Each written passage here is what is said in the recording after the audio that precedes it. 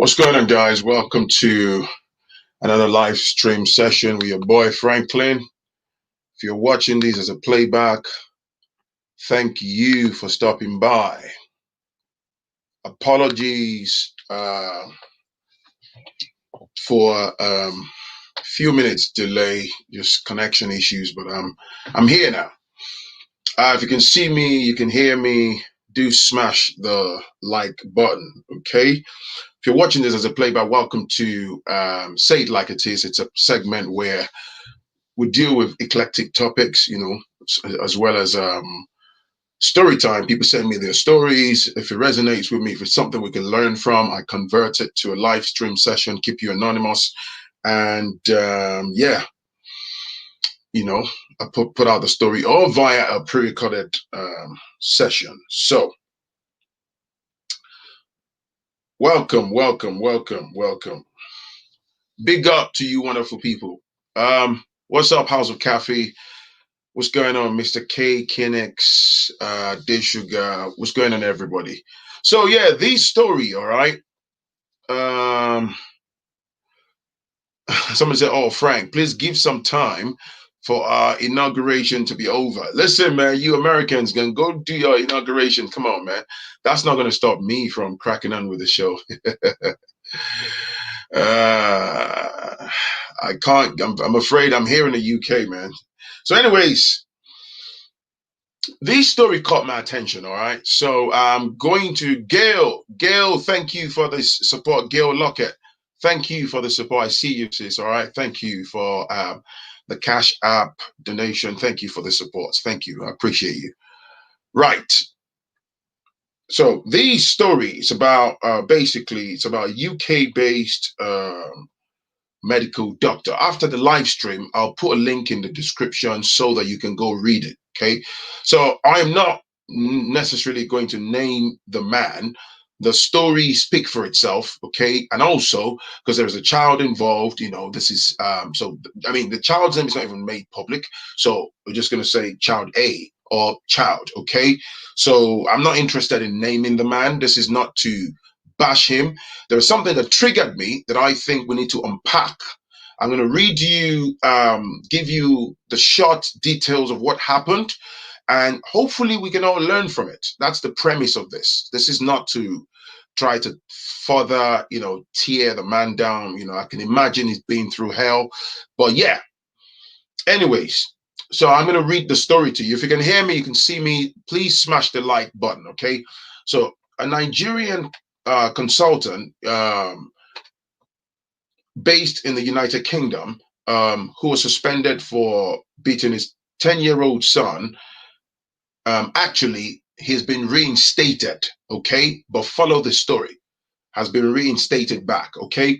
Now, the medical doctor, who is a 59-year-old man, reportedly caned his young son with, the kitchen brush for misbehaving at school and made him perform squats, thrusts, and stand on one leg with his arms in the air while he kicked him, according to reports in the public domain. Now, on the day of the incident, the boy had been facing expulsion for swearing, using the word RAPE, and stamping on an injured girl during a PE lesson at school. Now, when his parents picked him up from school, the doctor began slapping his son in the car from the passenger seat. And, once at home, he forced his son to undertake, squats and then to stand on one leg with his arms in the air, right? Now, whenever the child lost his balance, the doctor reportedly hit him with the handle of the floor brush on the back of his legs and then kick him to make him stand up again. So he went to fetch a hammer, the doctor, right? The doctor went to fetch a hammer and destroyed the child's game consoles before caning, the boy across his open palms with a walking stick. He stopped when he became aware that the boy had wounds on his hands that were bleeding. The boy was treated in hospital for cuts and bruising, and was later taken temporarily into foster care. Of course, you can imagine. The doctor was arrested and convicted in September of 2014. This happened in 2014. This is nearly 7 years ago now.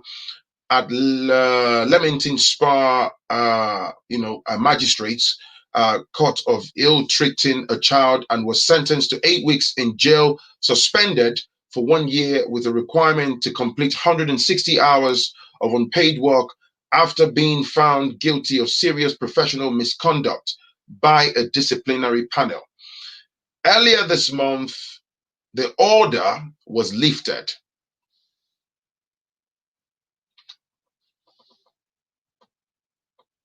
Right. Earlier this month, the order was lifted and he was deemed fit to practice medicine again after the doctor who had worked, in the hospital admitted his behavior was excessive and uncalled for. He blamed, now, this is my trigger point. He blamed his conduct on his cultural upbringing in Nigeria. He said he had grown up in a different era when physical chastisement of children was seen as part of a child's discipline, but told the hearing my action towards, a child was excessive and uncalled for, and I accept I caused harm to the child. All right. So my action embarrassed the medical profession and brought it to disrepute, yada, yada, yada. And as a member of the medical community, I should be role model. I apologize sincerely. He apologized to the GMC, and who basically are the regulators of medical doctors here in the UK and the wider public. So my behavior was born out of cultural upbringing. He emphasized I should have known better, and I take full responsibility for my actions. If I were to witness a similar occurrence by one of my colleagues, I would be the first to speak up and take action and report it to the appropriate authority. So what it means is, thank you for letting me off the hook. If I spot any of my own kind, particularly in my community, I'll be the first to snitch on them. Marvelous, isn't it? Now,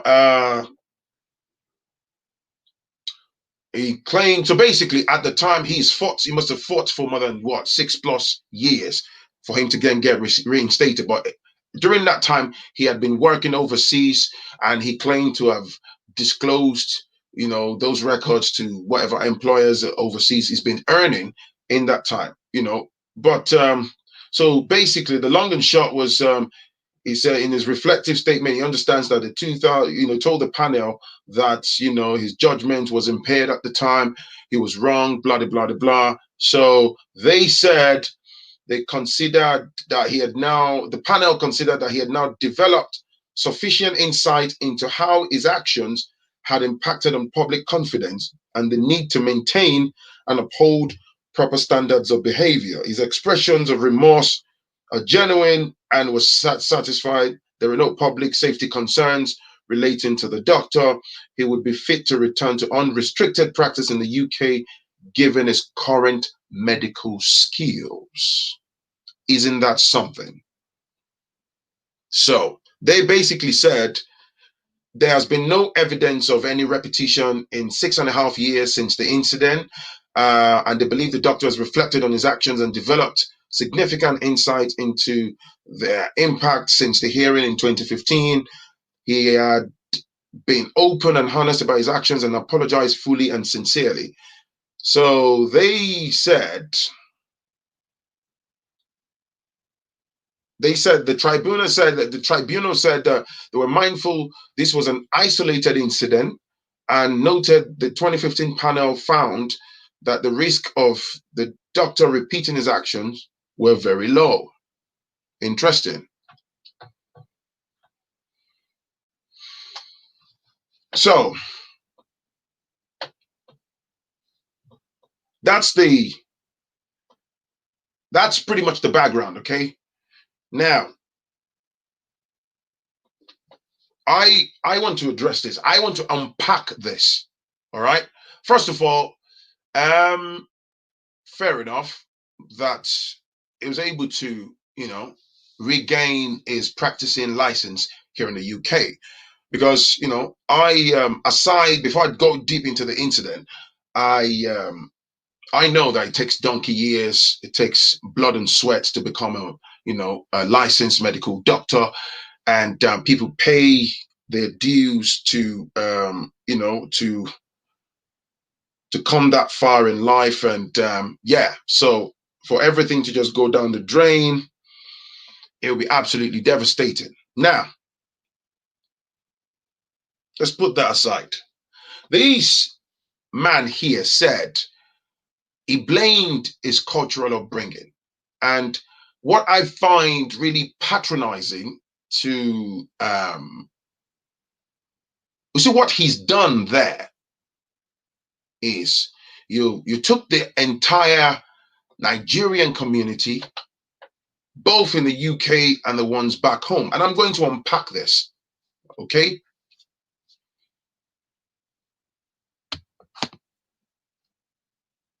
You took the entire Nigerian community. So the impression you've given is, oh yeah, it's a cultural upbringing.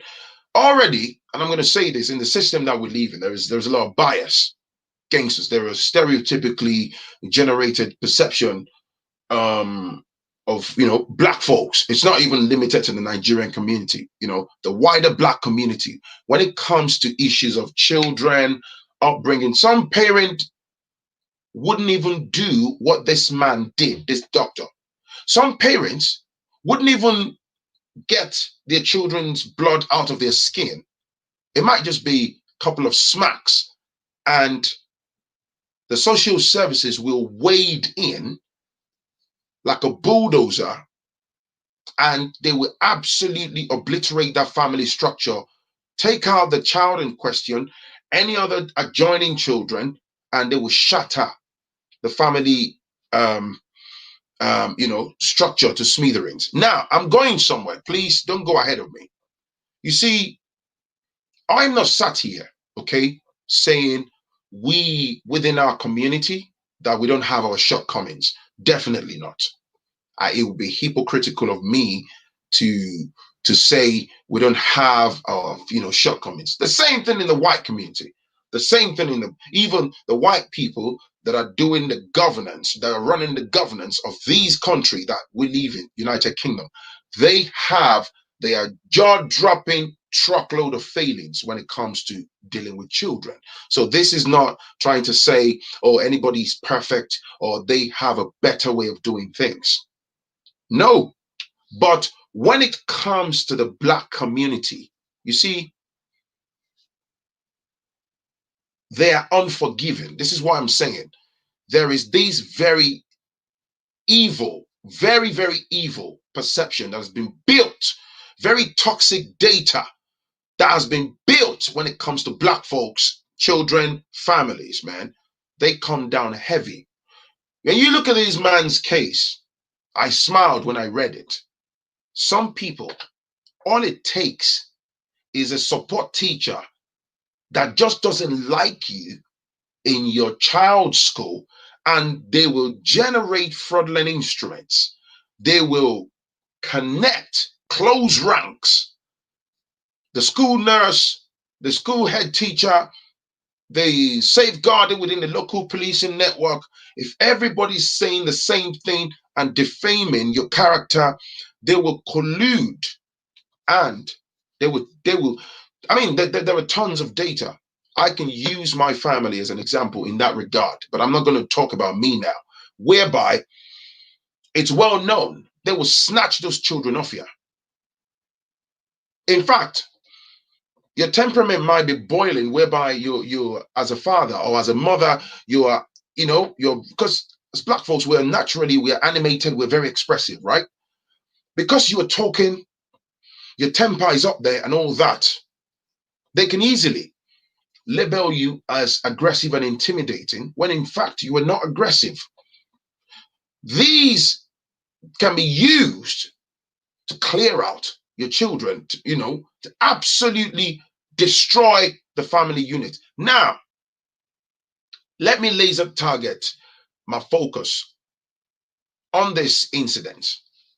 This man in question, he threw the entire community, the Nigerian community, culture. Now, this is the problem. When you make statements like this is England, what you're effectively, white folks, they're very good with wordplay. English language, it's their language. What you're effectively saying is you are owning and rubber stamping violence as a norm in the society that you come from. So, you know, when they call us, they address us as savages, they call us all sorts of names, or we're addressing names that we don't find palatable, we find to be racist or something like that, right? We're open arms, we fight and all that stuff. But when you own, oh yeah, it's my cultural upbringing, right? It's our culture. If you notice, for those that have been watching me for a minute, that's why I use my voice, I use my platform to talk about disowning, discarding, binning toxic culture. Let us stop owning up to toxic culture. A lot of you watching me, right? A lot of us, you grew up in households where a lot of us adults, you're products of traumatic upbringing. What do I mean? Whereby you were battered to pieces during your formative years in the name of discipline. Some of these adults that were battered throughout the most part of their lives when they were coming up, they didn't exactly turn out great. Some of them have been emotionally cracked and destroyed. They're struggling through adulthood. That's why some people easily slip into, going to the slippery slope of committing crimes and turning to drugs and all that. If there is one thing that infuriates me in our little gatherings within our community, you see people beating their chest, and it infuriates me. Like, what's there to be proud of? We have a shocking and unbelievable interpretation of discipline. I am big on discipline, but anytime in our community, say the Nigerian community, amongst ourselves in little circles, it might even be within families. People, oh no, you beat your chest about my mom, you know this and this and this. You take a frying pan, you reset the child's head, bang, fam. That's not discipline, man. Some of you are watching me, you're adults. You were raised this way. And this is why a lot of people that grew up this way, you have a lot of internalized trauma, resentment. So when you now get into adulthood, that's why a lot of these adults, you have this resentment against the so-called parents or the people that raised you that way. Some people might, yeah. You look at them now, they're elderly, and because you live abroad, you just think, in the name of pressure and all that, you give them monthly token or whatever. But deep down inside, you know why you don't like your father. You know why you can't sit in the same room with your mother. You know why you can't even sustain a 5 or 10 minutes conversation with your father, because it was abusive. Now, again, let me unpack this. I was not directly involved, and I'm not going to sit here and tell you that I'm not aware that parenting is absolutely challenging. Fam, I know I'm a parent. I know. But unbelievable. Shockingly, it's not even shocking. Factually speaking, is what I want to say. You cannot give what you don't have. You are a product of your environment. For example, as a young lad, a young boy, if you grew up in a household where it's violence, it's smackdown, you hear daddy's car, pam, pam, pam, pam, pam, pam, outside, fear runs through your spine and the entire fiber in your being, right? Dad comes in, why is your shoe there? Whose book is that? Bang, bang, everyday smackdown. You watch your mother even catch some of the smackdown. Bang. Because we don't know any better. These shapen our minds. You grow up to become an adult. I don't care how educated you think you are. You have 2 masters, you have 3 PhDs. It's totally irrelevant. When you start living with a woman and you start dealing with disagreements, you wouldn't know any better, because most people within our community, social interaction skills are at the bare minimum because you don't have it in you. That's why some of our people, I see them when they come on my channel, for example. It's in our community. I love my people, but can we talk about this? You are telling them you are having a conversation with some of our people in 3, 2, 1, because some of them have limited vocabulary. They don't know how to just say, okay, it's fair enough. That's absolutely fine. If you disagree with me, that's fine, right? You must be very stupid. Will you keep quiet? You think, sorry, why? That's one of the reasons why I block a lot of people on my channel. And it's my own people, my own kind. Thank you, Frank Tang, for the super chat. It's my own people. This is what I say it all the time. It's not the fact that it would be stupid of me to have a channel and I expect each and every person that watches me to agree with me. Come on, man. Who does that? Nobody has it 100%. But just because I'm saying something, or, oh, you don't agree with it, it doesn't land well on your skin. The next thing is, you're very stupid. You're this. They turn to name calling. Your blood is boiling. You're a thin line away from violence. The oppressors have mastered most of our behavioral patterns. So what they do is they hijack same, they flip it on us and weaponize it adversely. Of course, they use it against us. And if they're going to break your family unit, if they're going to steal your children, it's absolutely easy. They have abundance of data on us.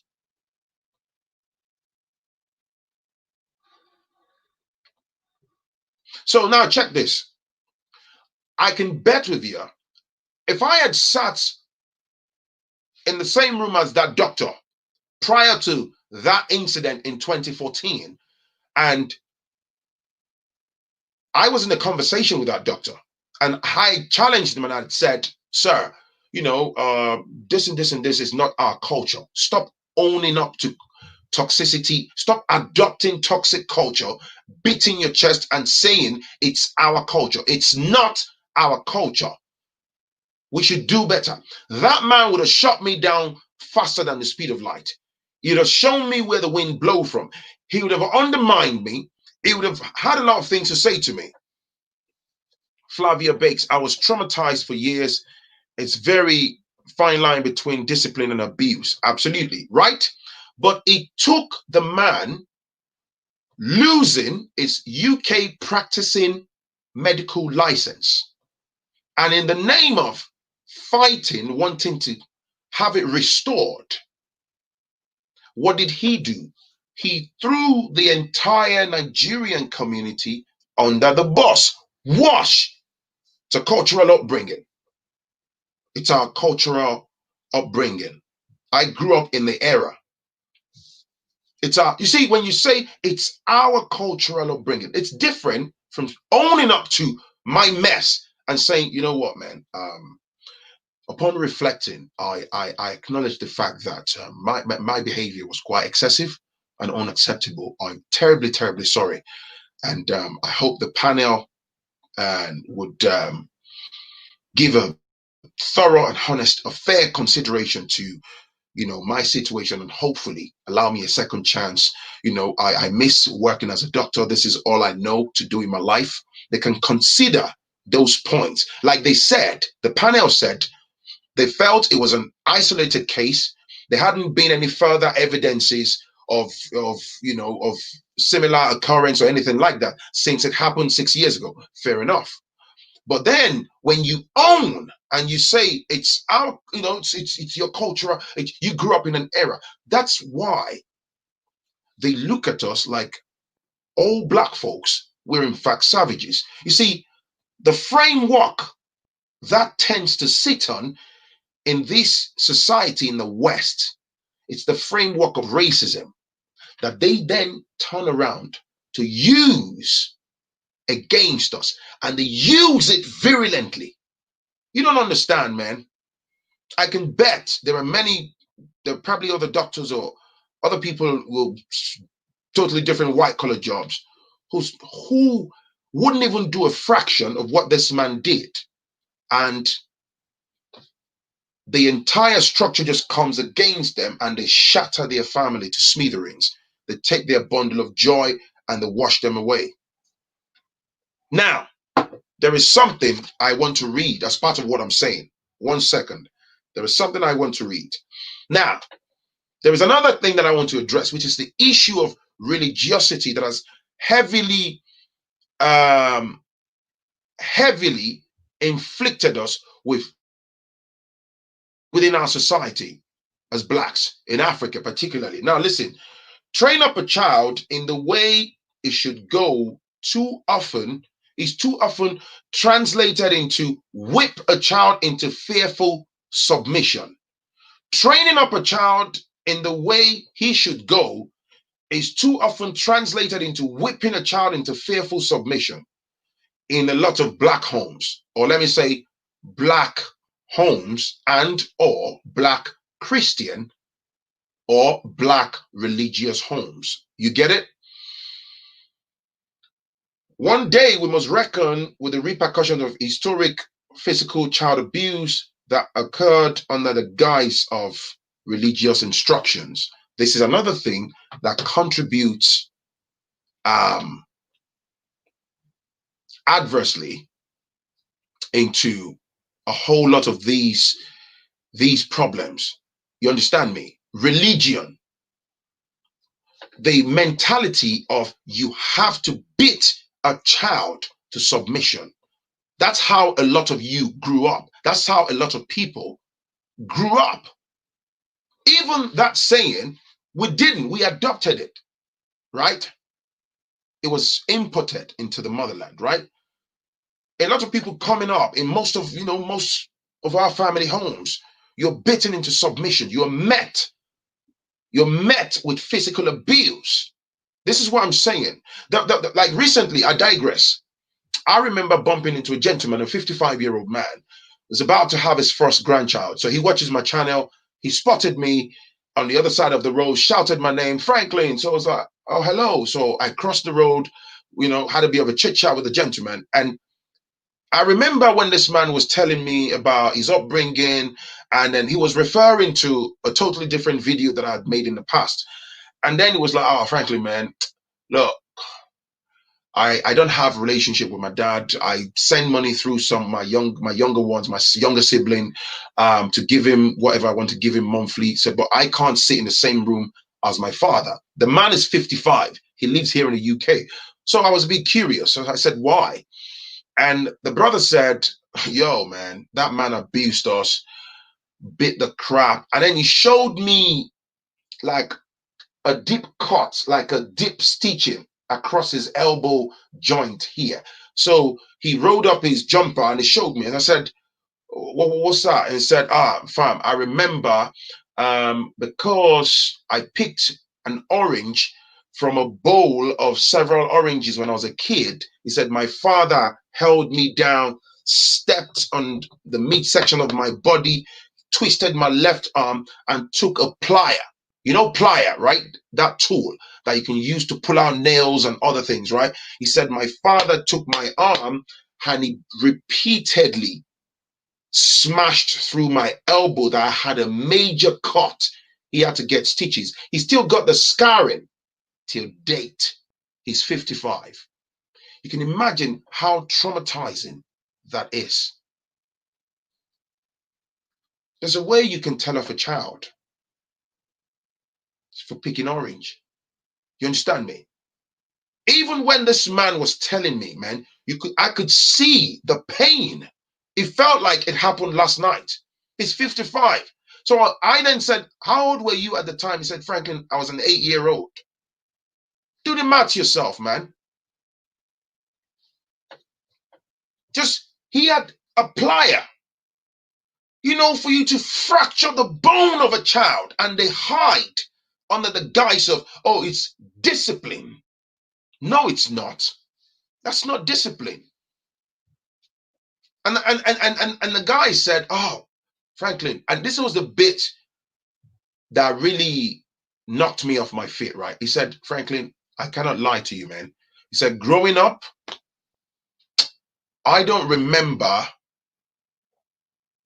ever sitting next to my father, like playing with your dad and goofing and bonding with your father, and my dad wrapping his arm around me, or, even just like having a moment, bonding with your dad, having a laugh. He said, what? So I said, so what was it like in your household? He's like, man, it's always these figure busting through the door. Your teacher said you scored 7 out of 10 marks. Bang, bang, bang, bang, bang.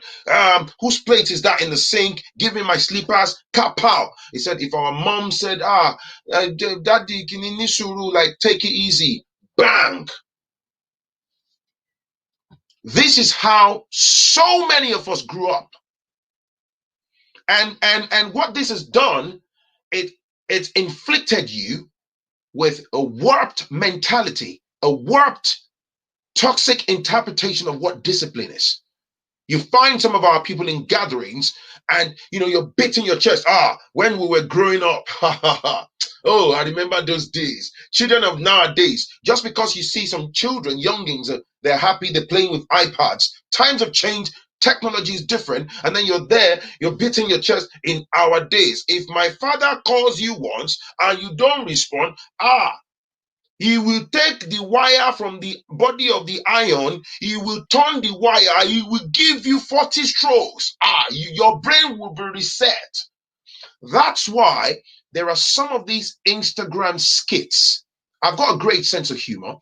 I love comedy, stand-up comedy. I enjoy watching a lot of these Instagram skits. That's why there are certain persons on Instagram that have built a brand around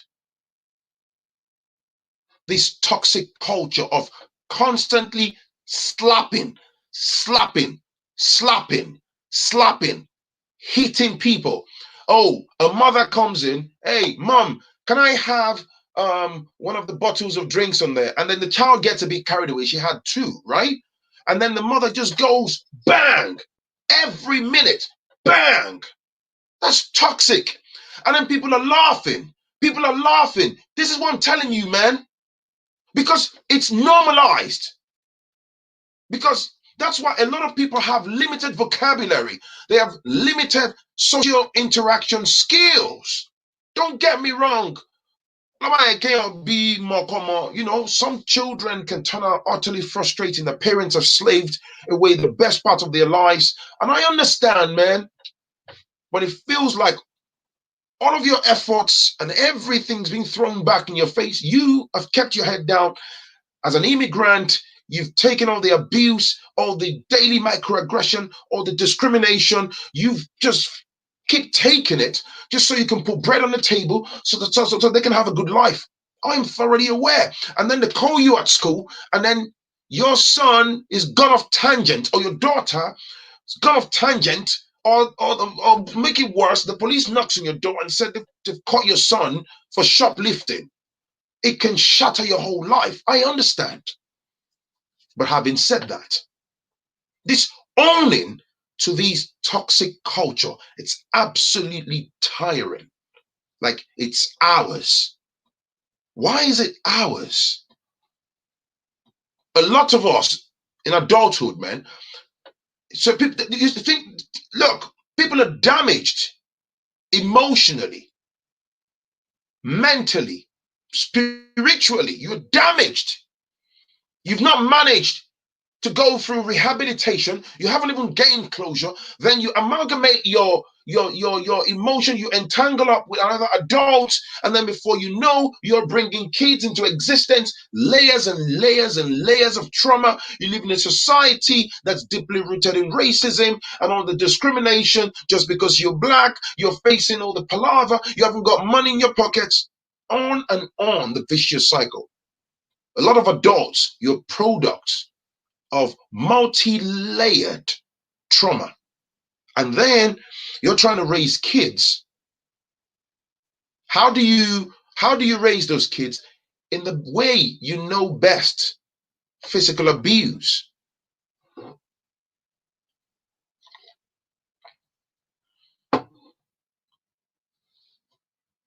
Phrankleen, do you think this is a post-colonial behavior? Maybe. But I'm also of the opinion that we can do better. You see, here's the thing though. There's a saying, they say when you live in Rome, you act like the Romans, right? Right? The white folks, they coined this statement. Here's the thing.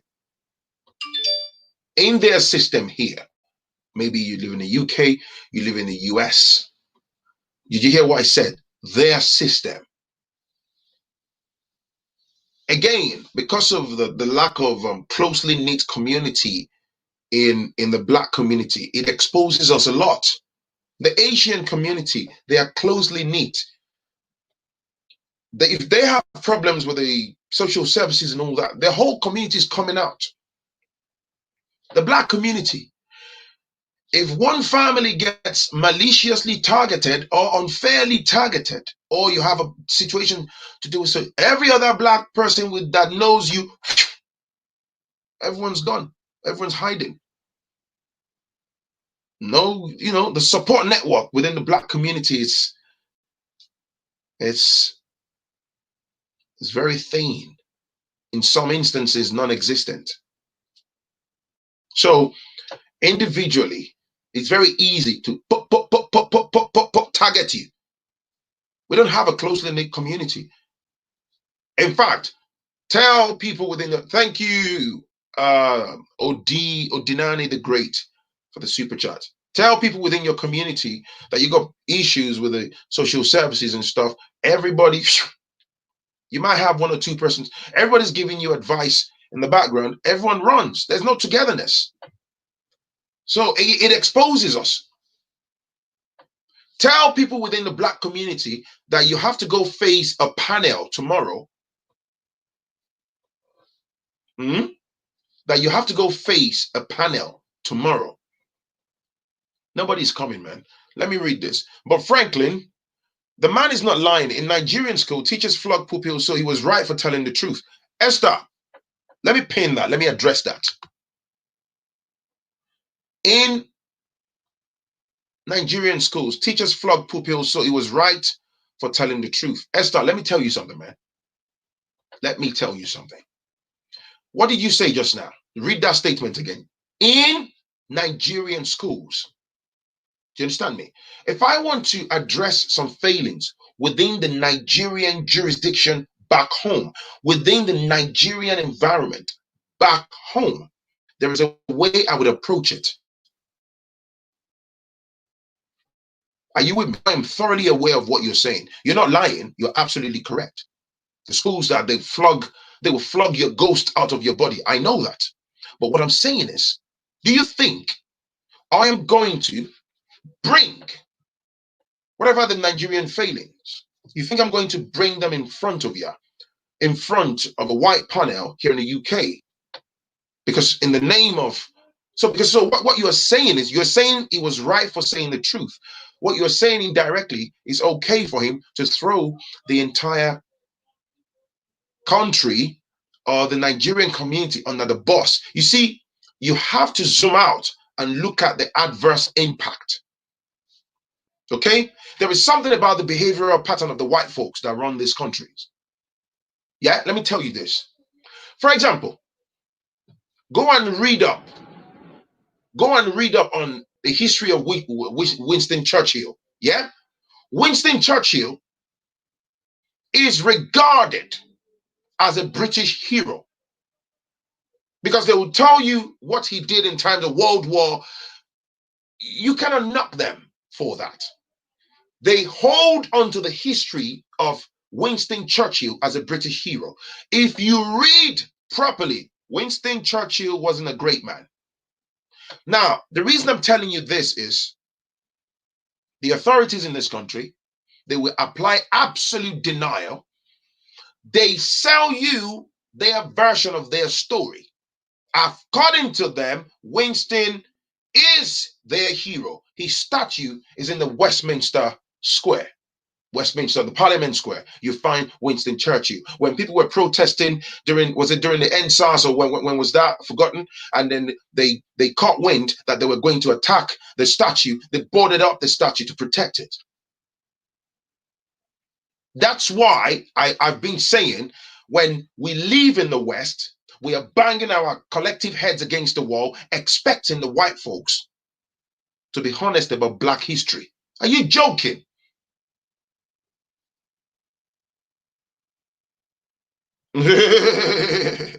You want your invaders to be honest about their track record. You have to tell your own truth. You understand me?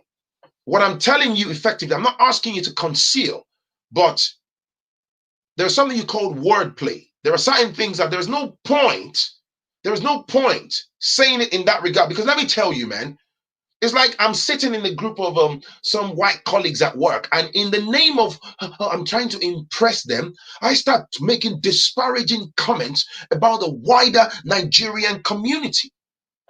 All in the name that I, a selfish individual, I am just desperately trying to keep my job in the confines of that very organization. But what you're doing is you're putting out a major poison that will then be used against your brothers and sisters that are coming in the background. This is the selfishness that I want us to get rid of. Do you understand me? Who told you that white folks are perfect or their ways of dealing with children? There is a plethora of white children that you would hear on the bus, on the train. Shut up, mom. Dad, shut up, you twat. Of course. They have no regard for their mom and dads. Right from little toddlers, little 5-year-olds. You see them in the shopping mall. You see them in the grocery stores with their tantrums. Oh, mom, shut up. You shut your mouth. And you look at them like. So I'm not sat here telling you, maybe. No, that's not what this is about, man. Believe me, man. Religion is one of the contributory factors, man. The problem that we have, I think, for us, if you are minded to do better, this is why I keep saying a lot of the toxic culture, knowingly and unknowingly, that we were raised upon, or Dinani, thank you, that we're raised upon, man. We need to let go.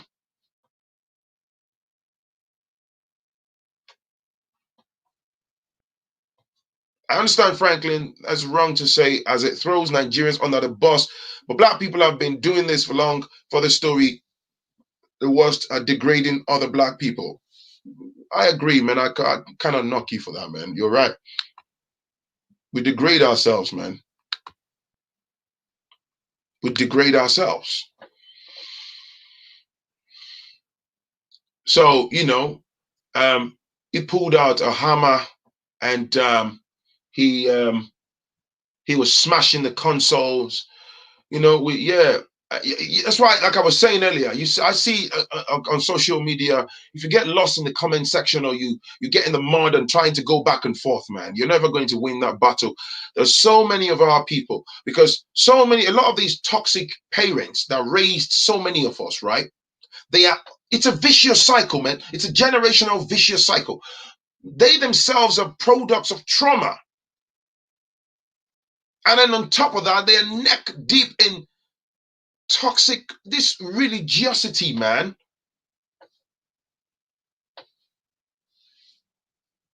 Of course, the doctor was advised to say that by his legal counsel. Of course, what do you expect them to? What do you expect them? You're within the jurisdiction of the UK people. This is how they do their things. So you basically have to trash who you are, strip yourself of your, your background or your integrity of whatever, and say, oh, that background that I was associated with. It's absolute. You see that in the name of reclaiming that certificate, like I was saying earlier, he was able to put the entire nation under the boss because he wants that certificate so bad. But if that didn't happen to him, if he wasn't exposed, if you had sat with the same, I suspect, or like a similar type of person with a similar mindset in the room, they would have been beating their chest and glorifying that physical abuse or application of it thereof, if you get what I'm saying. That's why we're raised. Some of you, you know what I'm saying. And so, even, some dudes, and again, even some women who claim to be mothers. Before your child, you're being pop, pop, pop, pop. Some of you mothers are faster than the speed of light. Smack your babies, pop, pop. Because that's how you were raised. Look, man, I'm big on discipline. You've got to be firm. But if you were here, there are laws around it, and they've shown us in black and white. It's not until they name the list of countries. They don't care about your culture. They don't care about your history. They don't care, man. The handling of black history in this country is enough to tell anybody with a shred of common sense that they don't care about the so-called history. White folks are not going to be the ones to fix our internal problems, man. That's for us to sort out.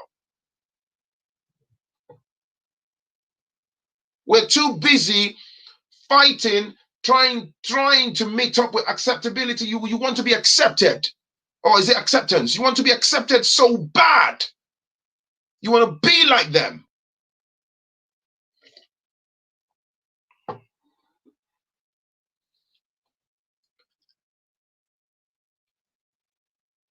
These environments is wired differently. This is what I'm saying. When I talk about cultural shock, it's wired differently, man. The worst of those, and let me tell you something, man. This is why I was saying, even for us as adults, why is it that when we talk about relationship, I had a light bulb moment now. When we talk about relationship, have you noticed you're married, you're dating someone? Why is it that they bang on about communication is key? Communication is king. Communication sits at the heart of every relationship. It's a powerful weapon that can help destabilize a lot of looming problems.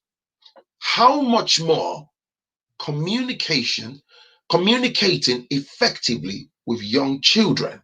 They are sponges.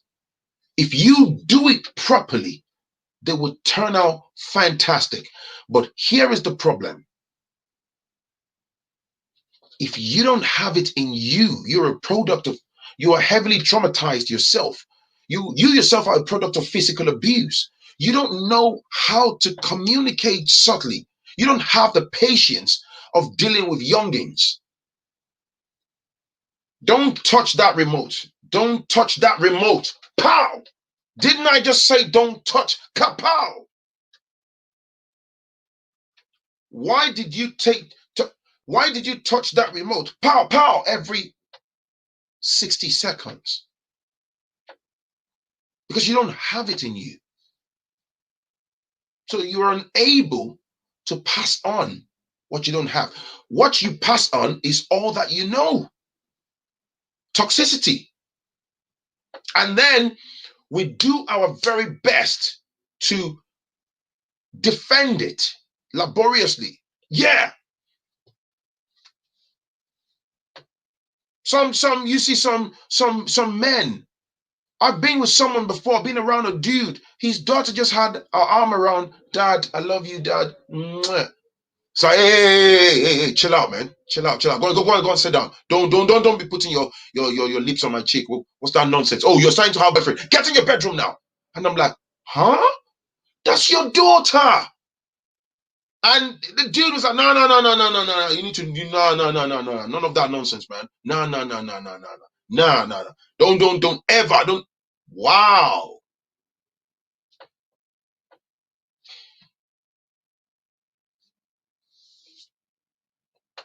Do you understand me, man?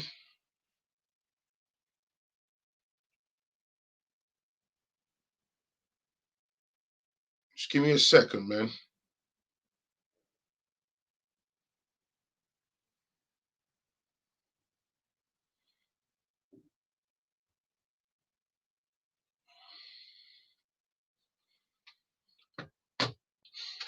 Why? Why would that?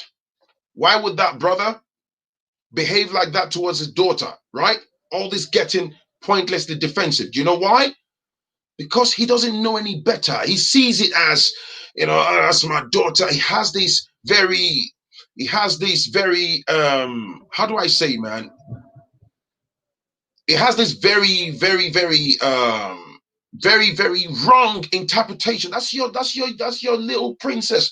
That's your daughter. Just cuddling a dad, but maybe that brother grew up. He never knew anything like that. So it's alien to him. It's, he's not used to it, man. Do you understand me? Those ones who are not hitting the like button are elders who are secretly watching Phrankleen videos and taking note of who is a generational revolution leader. Let's say hello. Hey, man, look, 456 people watching. Can I ask you respectfully that you please hit the like button, man? Thank you. It's a vicious cycle. It's a vicious cycle. That's why, let me tell you, man. Do you know when I talk about us as a unit of people, that's why some of you who are now adults, that's why you are having major problems with your parents because of communication breakdown or lack of. Because they just can't understand. They don't get it. All they want to do is to shut you up, shut you down. They want to just control even how you breathe in and out. They want to control every bit of your life. You know why? The communication skills doesn't mean we're not going to have differences, but it's just who they are. They are a product of how they were raised. And that's why in our society, in our community, if you get expressive and you're like, no, mom, and no, dad,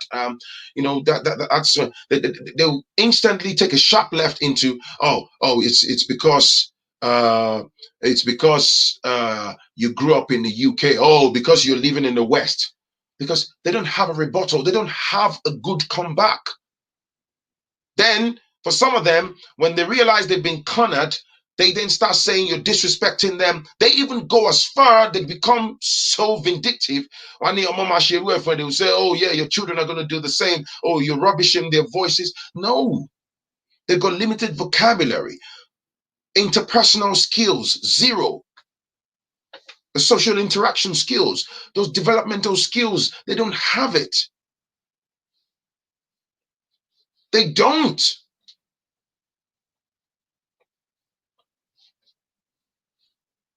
Some fathers, we laugh about this. Some fathers, some of you know this. If you look at your father and say, oh, dad, or you're talking to them on the phone, dad, I love you, dad. He's going to go quiet. All right, maybe this is coming to the end of the conversation. I love you, dad. I'll speak to you later. Okay, God bless you. Okay, send me well to your family. Yeah, I love you, dad. The man can't say to you that, hey, I love you, son. I love you, man. I love you to the moon and back. Bye-bye, bye, bye. Love you, bye. He can't. And then we laugh about it. An African father, if you tell an African father that you love him, he's already asking you, what do you want? Why? What is it that you want? Why? It's one of the most beautiful things. Imagine the same child that you raised from being a toddler, now grown up. You still have that beautiful bond. So, hey, dad, I love you. Sweet dreams, dad. Love you, man. Love you. But they can't say it. Do you know why? They don't have it in them. Yeah, okay, yeah, that's okay. I'll talk to you later. What is okay? What's wrong with that?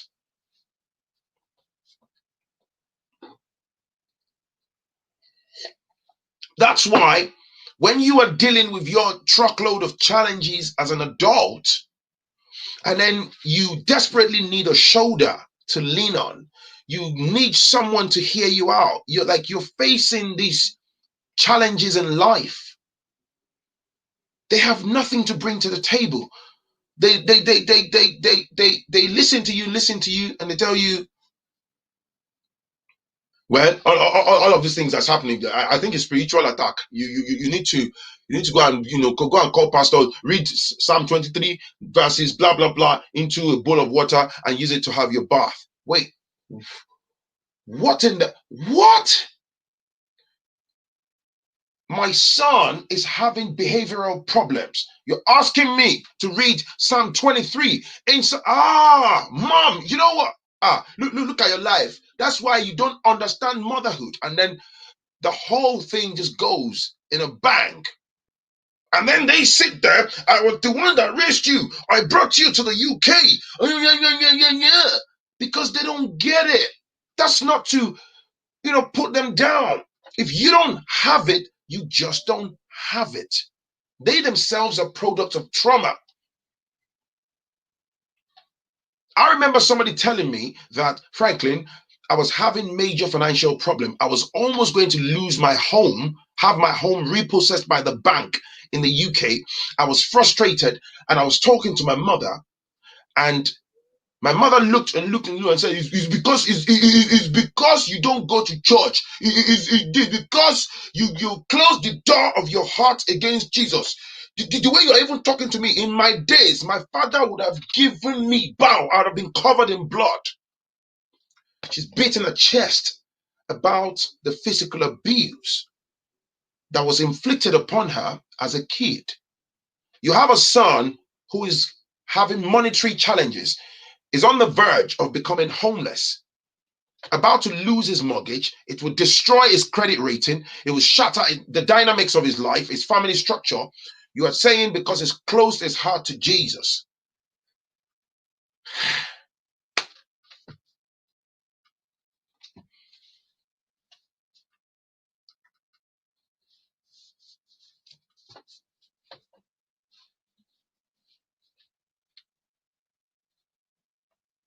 So you get the gist. We just we need to do better, man. We need to do better. You see, around here, let me close shop on this, man. Around here, there's a system that's designed that they have. Doesn't matter how meekly spoken you are, doesn't matter how articulate you are, how educated you are, black family, any problem to do with children, the social services, the biases are deeply rooted. They're deeply rooted.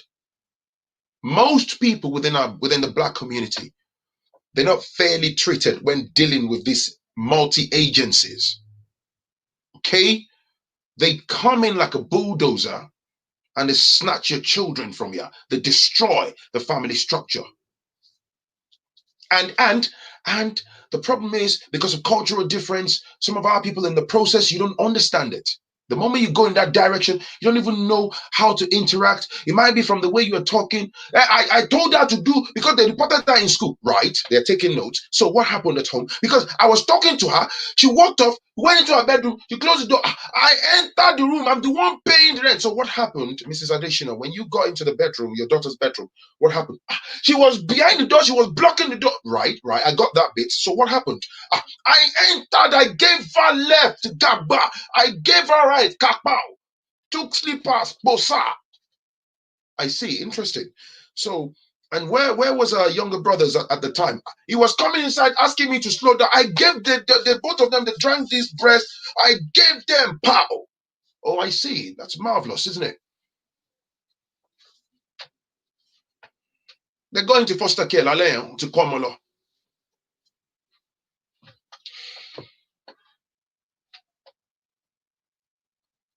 There was one that somebody told me that the woman had issues with her children. The school must have referred the children to social services. So the social services came to their house to discuss the matter.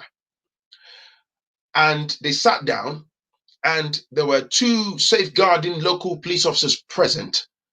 And of course, emotions were flying a little bit. And this woman Suddenly, they were listening to you, discussing a way forward. And then the woman just suddenly turned to one of the social workers. Will you keep quiet? You're not, as I'm looking at you, you're not even the same age as the last born in my family. You people, you are very, very disrespectful. I can't even, hey yo, there are 3 people from the local authorities. There are 3 police officers standing there. Again, the reason a lot, do you see what I'm saying to you about lacking interaction skills? Being able to remain within the confines of what you're dealing with and curbing your enthusiasm. My mother's last born is not even your mate. If it was Nigeria, you will receive left. So the interpretation of that, you're pretty much giving them on the plate. You're basically displaying violence. They can populate their documents, build 15 pages of documents against you on the spot. And then you are further threatening them with violence. The police officer standing there with body-worn cameras. You're finished. And then when they're telling their stories to their local pastors and people, these people, they are racists, they are racists, they are racists, they are racists. What did you do in there?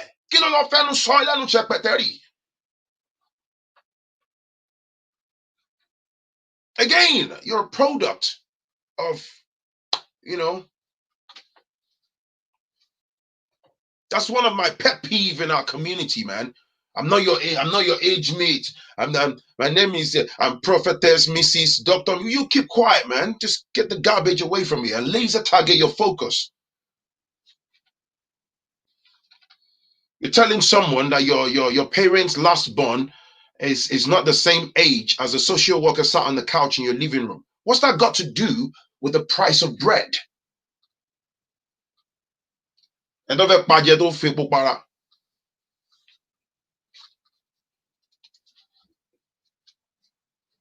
It's better to show a child responsible discipline. I'm telling you, man, again, I emphasize for the last time, I am thoroughly aware. Please don't misconstrue this. It hurts me, man. I've dealt with corrupt officials. That's one of the things that led to our court cases. I know how corrupt this system is. It's not forgiving of black folks. There are deeply rooted biases against us. Let me tell you, man, let me give you an example and we'll close shop on this.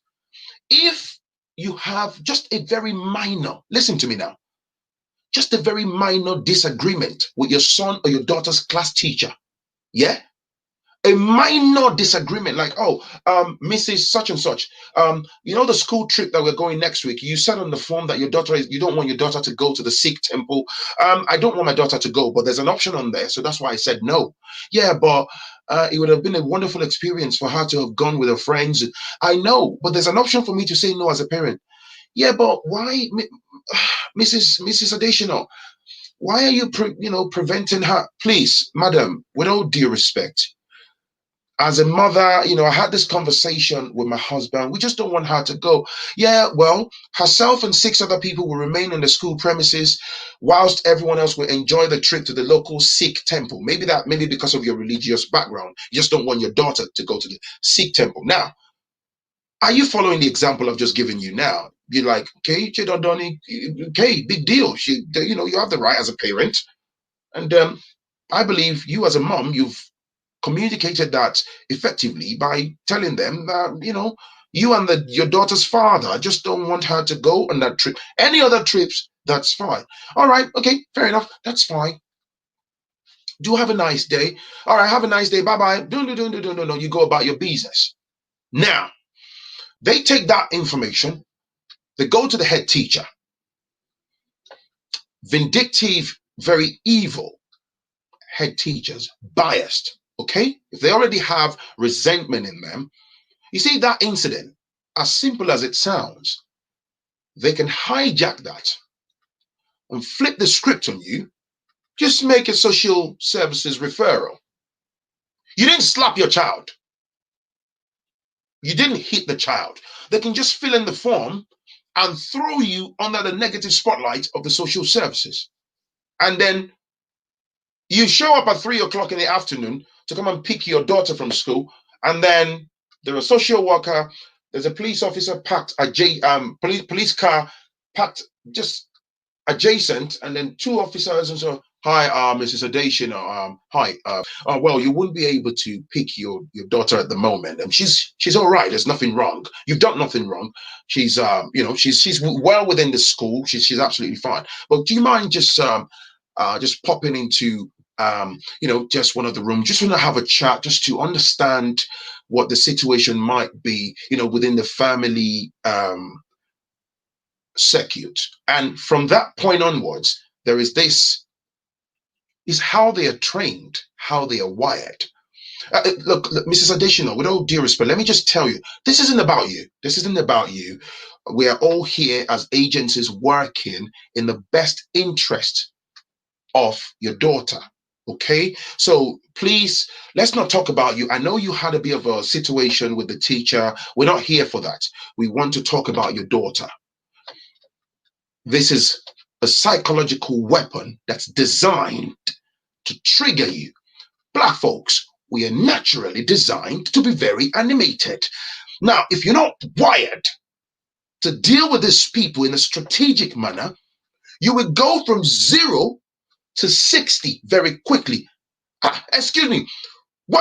So, please, before you even, where is my child? You're going to bang, bang, explode. Aggressive and intimidating. That's exactly what they want. It's intentional. So the teachers that have gone into the side room with you are now going to, it's all scripted. The drama begins, Can I just ask you to keep your voice down? It's quite, they start looking at the officers like they're fearful that they might die in the moment. It's just drama to show you as a toxic mother that does not deserve her children. It's intentional. Remember, these started from you putting your foot down and saying you don't want your daughter to go to the school trip, which you have every right to say as a parent. Don't forget, you didn't smack the child. You didn't do anything sinister. And then I don't. Yeah, you came. This teacher, and she said, and she said this and this and that. And I said, I don't want my daughter to blah blah blah blah blah blah blah. They're looking at you. Of course. They got body-worn cameras. The police officers. All right. We're trying to. Well, please just come. Would you like a glass of water? It's a lie. It's scripted.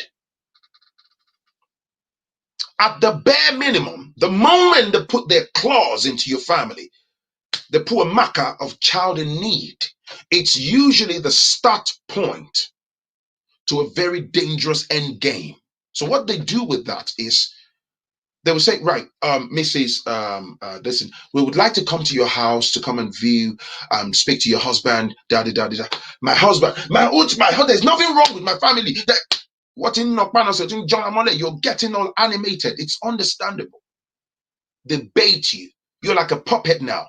You're very expressive. You're angry. So before you even get to think, and let me tell you, they also know 9 out of 10 times, most black folks haven't got required amount of money to fight the system. They know, they have data on us. We live in the system. Don't forget, virtually everything is computerized. They know. They've gone to work on us. How much does the average person have as their disposable income to be able to expeditiously instruct a lawyer to quickly, deal with this ongoing problem? More than likely, you will be there blowing grammar by yourself. They will apply their well orchestrated internal technicalities, and before you know, that, oh, here is a procedural irregularity there. Oh, they didn't do this. Oh, they didn't do that. You don't even know. They will force you into meetings that they shouldn't force you into. But you don't know. You're blinded by emotions, and it's understandable. And this is how they noose you. They put a noose around you. Like I said, the start point is child in need. So what they do is they then hijack the situation now.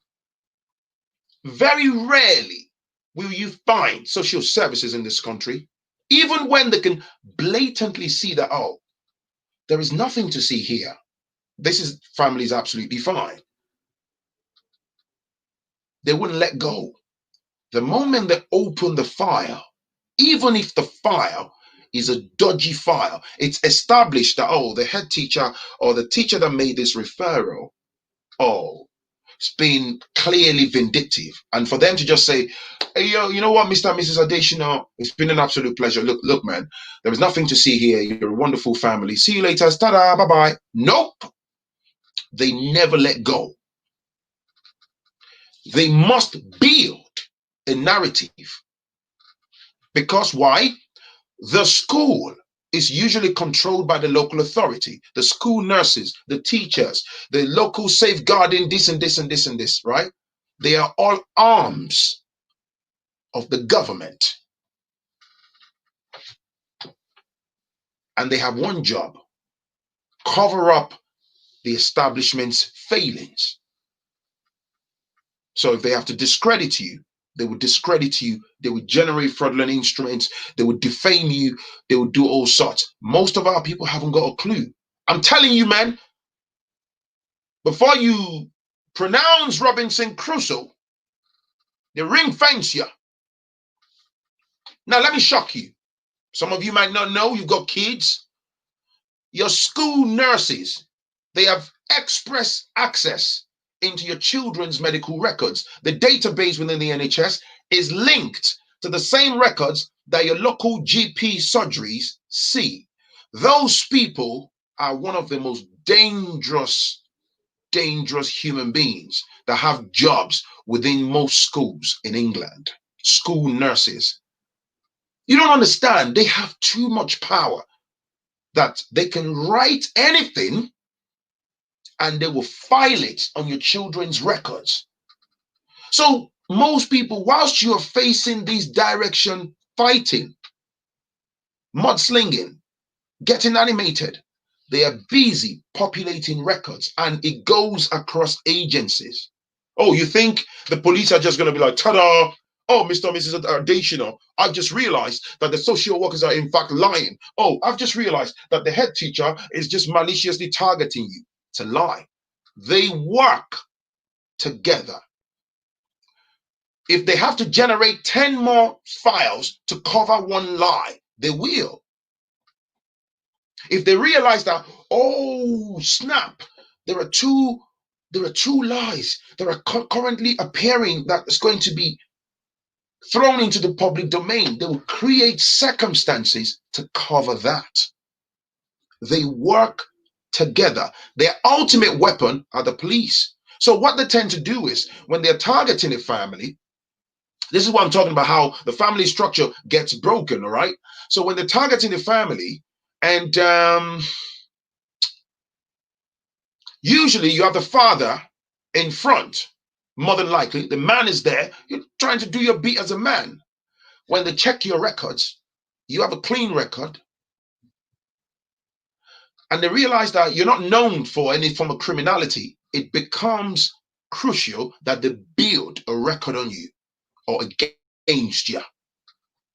It becomes absolutely crucial because think about it. You have a clean record. You're a law-abiding citizen. You're just protesting against procedural irregularities or being unfairly targeted, or like your right to private life being invaded, being infringed upon. You're being, your family structure is being maliciously targeted, things like that. Because when you have no record, you pose a threat to them. So they might come to your house I said, oh, Mr. Additional, right, can I come in, please? Did you go to your son's school 2 days ago, or your daughter's school? Yeah. Did you have an interaction with Mrs. Such and such and so? Well, they've just basically told us, I'm not sure, but we need to speak to you at the local police station that you might have threatened them with assault or something like that. You see, your instant reaction for most people is, sorry, what? Me? I didn't. No, no, no. It's fine. It's fine. Can I just get you to put your hands down, right? You know, just come with me now. What do you do in that instant? Let go. You see, if a police officer tries to grab you, watch me now. They try to grab you like this, and then you say, "Let go. Don't touch me, man." What do you mean? Let go. I didn't touch anybody. I didn't assault anybody. Let go. You see, let go. They're trying to stop it. I'm arresting you. Da da da da da da da da. Click, click. When they take you to the magistrates, they get you busted and say you have assaulted a police officer. You're pulling away from an officer.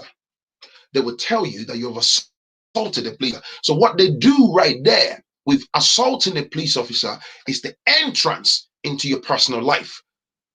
They litter your clean record with a criminal record. And that's where they start from. So in some instances, that entrance, if they have a corrupt magistrate person on there, they might use that to just remand you in custody for, put you away for like some 6 weeks and stuff. So what tends to happen is, do you know why they do that? That attacks your daily bread. Because you have a criminal record now. Who is going to employ you? You can't go back to your job. Your livelihood goes down the drain. So remember, the bigger picture is what? You're fighting for your children. Don't forget, right?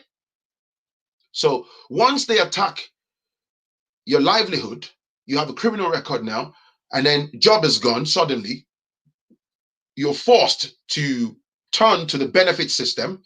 You're collecting funds from the states. Who controls the state benefits pot? The same people that you are up against. Do you see now? You're broke now. You haven't got any savings. You're reliant on state benefits. They have crippled you financially. So how do you fight? It's all intentional. So the ultimate devastation might be remove your children and cripple you totally. What I'm explaining to you, thousands upon thousands of our people are oblivious of how the system is actually built. So imagine somebody saying, so what is the solution to all of this? I've got to educate you first.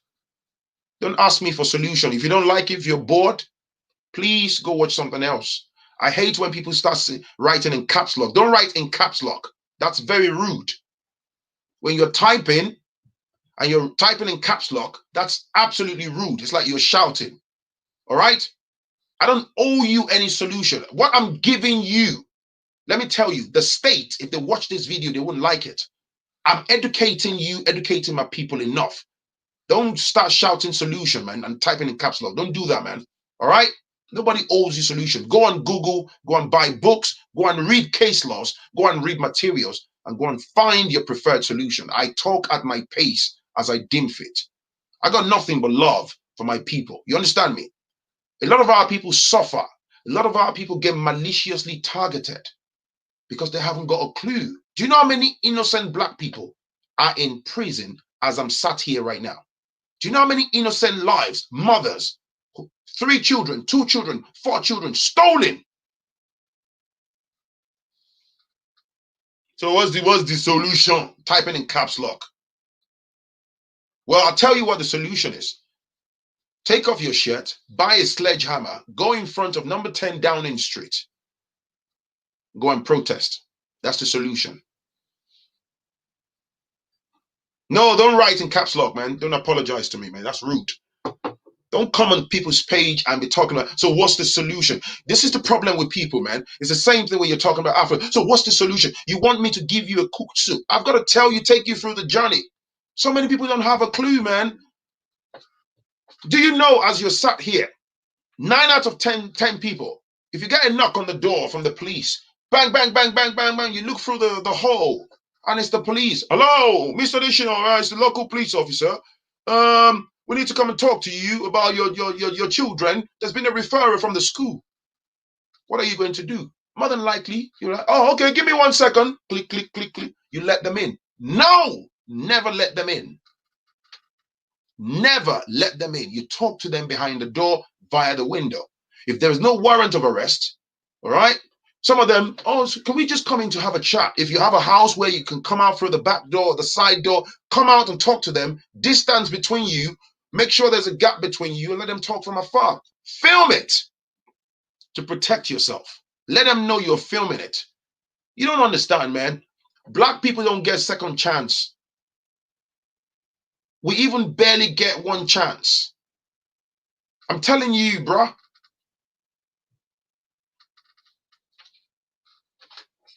So, you know, you'll probably just wake up, you go to your 9 to 5, you don't have a clue what's going on.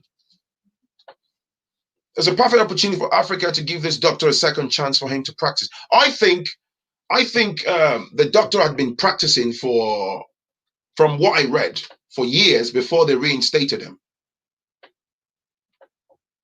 Yeah. You don't understand, man. I went off tangent. I just felt like to get this off my chest so people can learn. Nobody's going to tell you this for free. The other day, I was having a conversation with a guy who's a lawyer. He was trying to BS me. So I schooled him. I had to let him know what I know, even about how corrupt lawyers are. John Shirini, lawyers. Lawyers. That's a topic for another day, man. He felt uncomfortable. He felt uncomfortable. He went quiet. He was looking at me. When I had to unleash some of the things that I know, he went quiet. He didn't like it. The fundamental problem with the black community is problem number 1. There is no togetherness. Everybody's like this.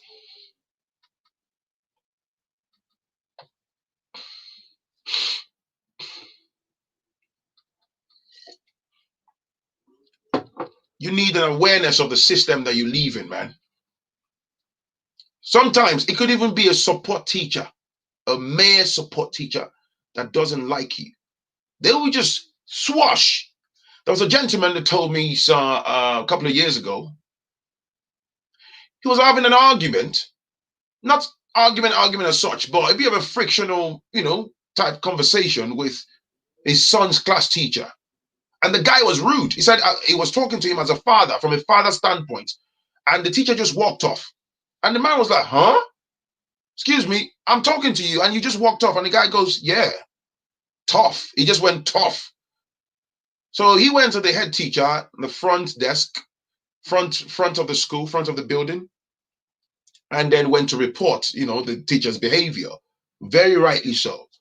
And he said the head teacher was eerily quiet, very laid back, and just said, are you sure, Mr. Such and Such, that you didn't at any point might have made any threats or applied, showed an intention to maybe apply violence, maybe not instantly, at a later date? And the man said, huh? Sorry, what are you insinuating? Now, there is no record of that conversation with our head teacher, right? You can imagine that kind of statement from a head teacher. Now,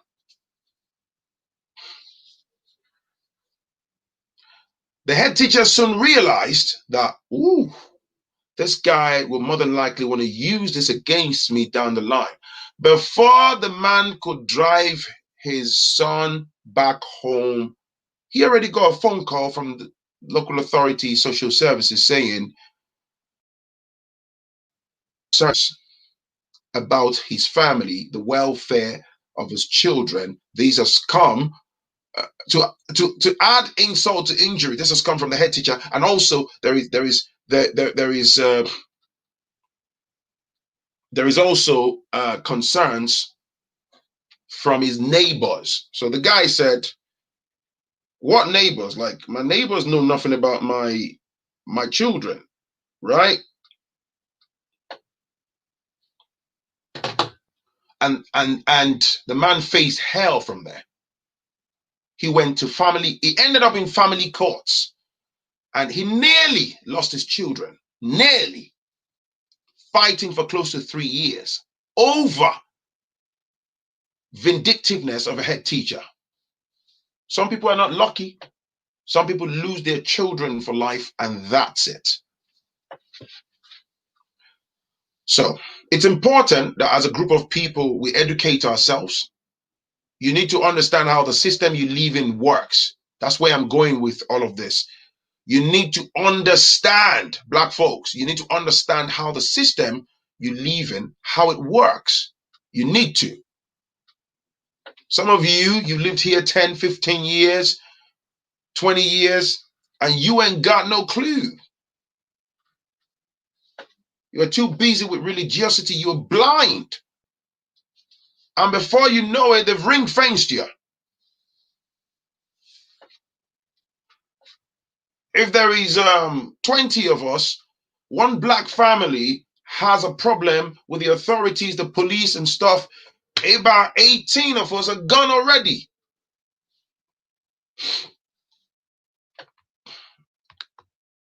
$18 of us are gone already. People run. People just run. We abandon ourselves. Oh, you think they don't know? They know. Oh, they know, and they use that. They know. Black people online, behind our phones and computers, we talk the talk. Let's come out. Nope. Thank you, my brother Gregory, man. Gregory, thank you, bro. It's been a while, man.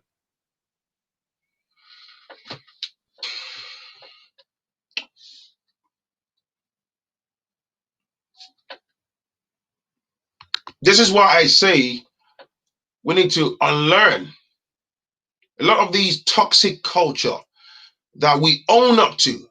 We beat our chest. Yeah, it's our culture. No, it's not. It's not good culture. It's the same toxic culture that raised you with patriarchy. Some of these toxic culture raised you with misandry. A lot of them, man, deeply rooted in religiosity. And then it's made you who you are as an adult. And then it comes full circle to haunt you. I've been there, so I know exactly what I'm talking about, man. Thank you. I like what this brother said. Abuse is not African. I love that statement. Thank you. Abuse is not African. Thank you, my brother, man. I like that. Abuse is not African. Stop owning it. Like I was saying, you see all these Instagram skits, all of these content creators. You're creating content. You're basically emphasizing on that stereotype. Don't forget, man, when you put all these things on Instagram, it's not limited to just black people watching it. Everybody's got devices. Everyone is watching reels. Everyone is watching, man. Hey, why did you touch that bowl of ice cream? Mom, but you said you missed me. Yeah, and I've come home from school to spend the day with you. Why did you touch the ice cream? Bow! Everything is about, and then people are laughing.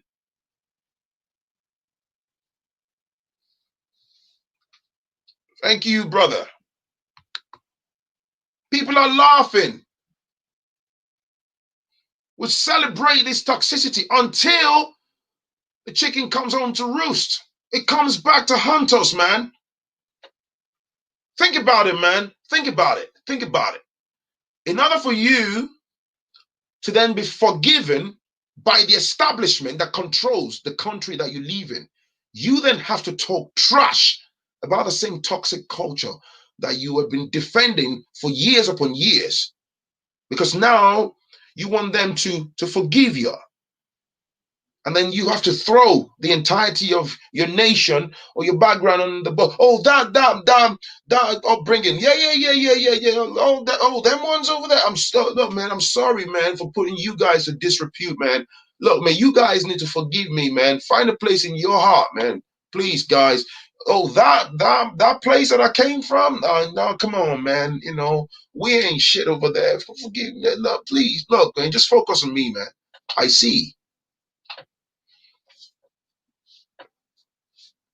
That's what I'm saying.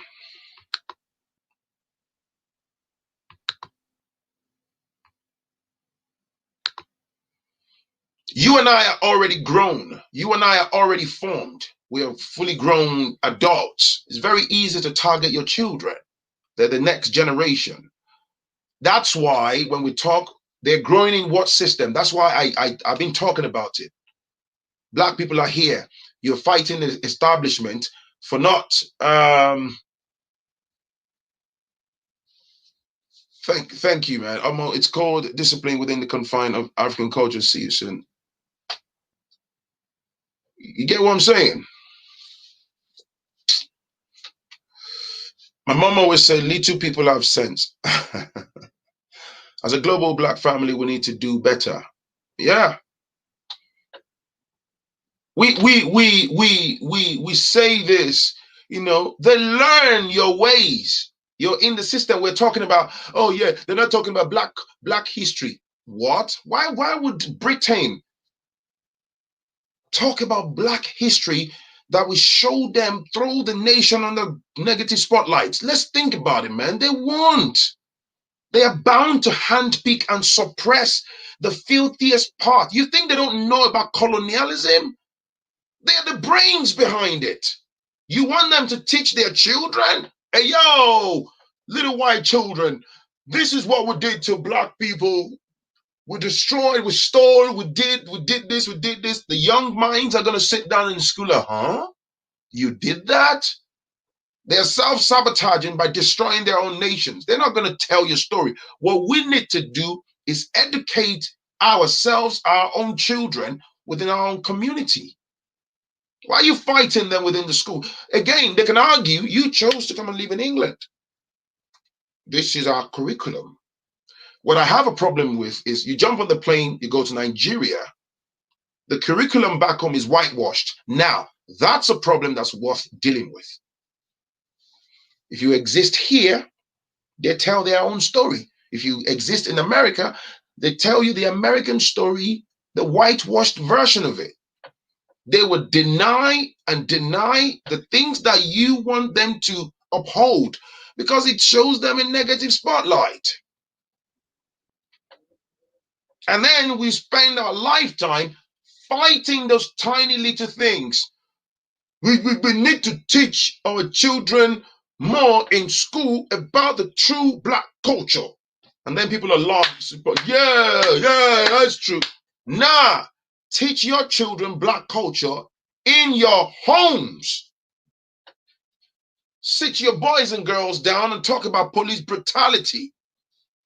Tell them the truth. Tell them the consequences of carrying knives and guns. Tell them about how if you do this, the establishment will do that to you, man.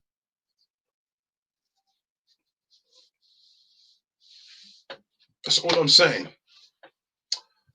Thank you. Let me look at some of your comments. One should never block their childhood abuse. Seek help to release. A lot of our people are, you're victims of all this toxicity. Imagine somebody in their 50s going 60. So many of you are watching me. I can bet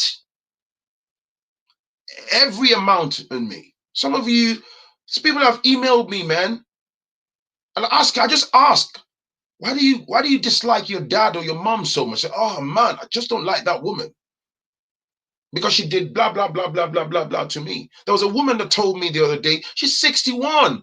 She said, Phrankleen, I never liked my mom. She's dead and gone now. Said, oh, I love my dad to bits. So I asked her, said, my mom, when I was a kid, she would put our palm on the cement concrete and she would take a wooden like a big lump of wood and then pow, pow, pow, pow.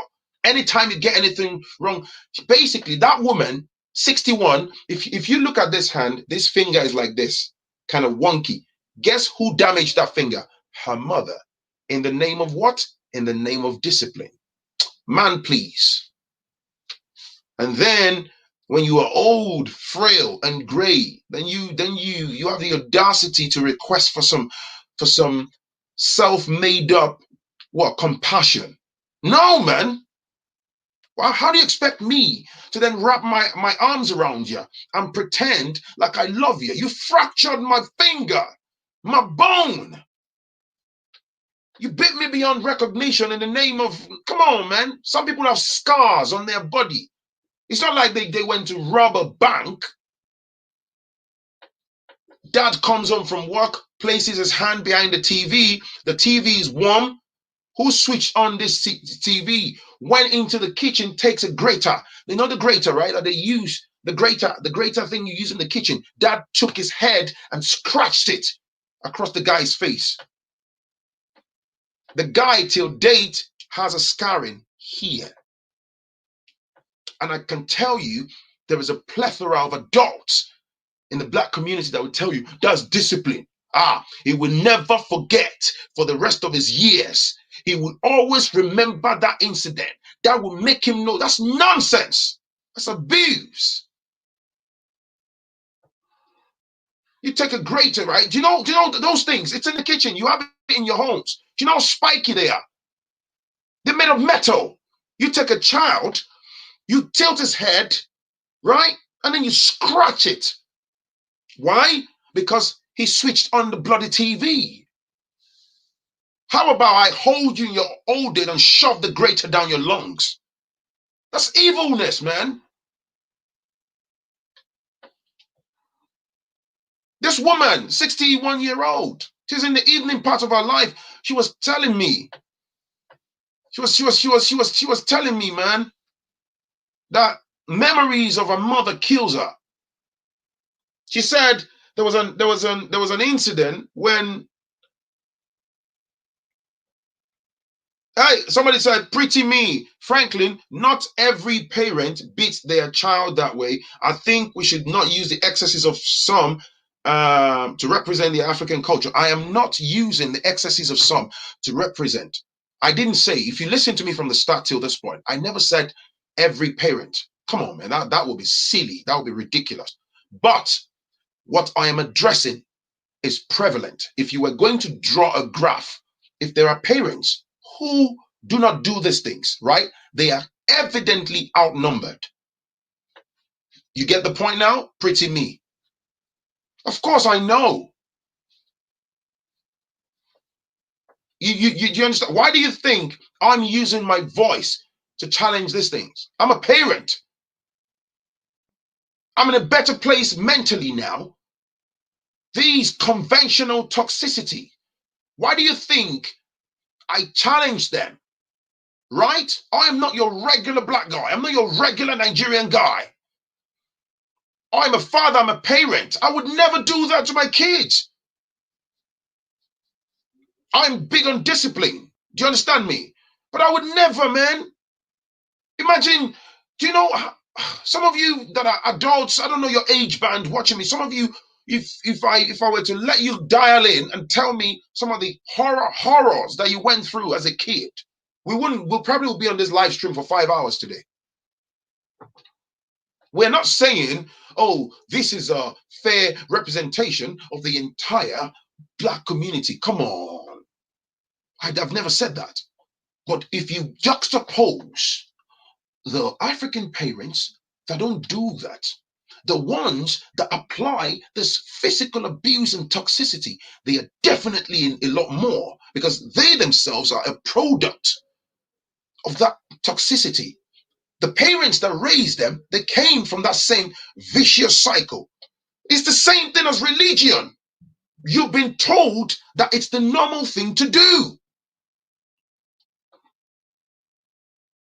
I know someone, they're in their 40s now, they said back home when they were younger, when they were about 14 or 15, because their father was calling them, and it was back in the years of Super Mario games. he was playing games with one of his cousins. He was about 14 at the time. And his father was upstairs in the room, was calling him, and he didn't hear because they were glued to the TV.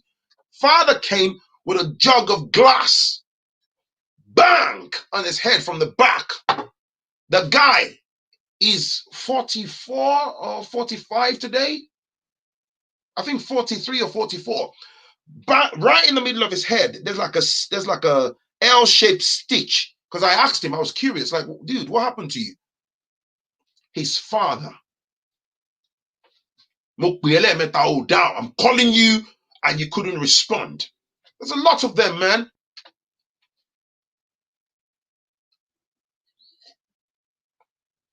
You have some of these toxic parents. They'll put fire in a stove and get the female ones to spread their legs and expose their private parts over the burning fire. Don't tell me you don't know. Don't tell me you don't know. In the name of discipline. It's evil. Just evil. And they are usually the ones you will find hogging the front seats in their churches and their mosques.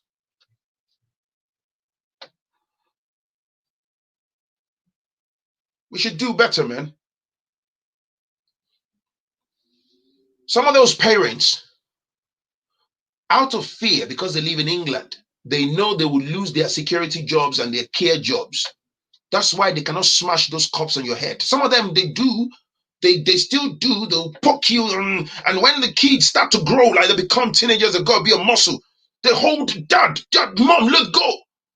It's physical abuse. They don't have those skills to be able to give valuable life lessons to those children. They haven't got any good stories that the children can actually learn from. That's Bosnia all the time.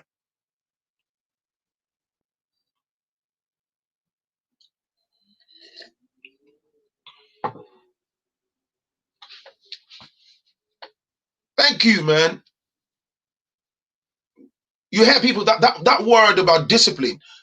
It's been bastardized, heavily, severely bastardized. Oh yeah, it's discipline.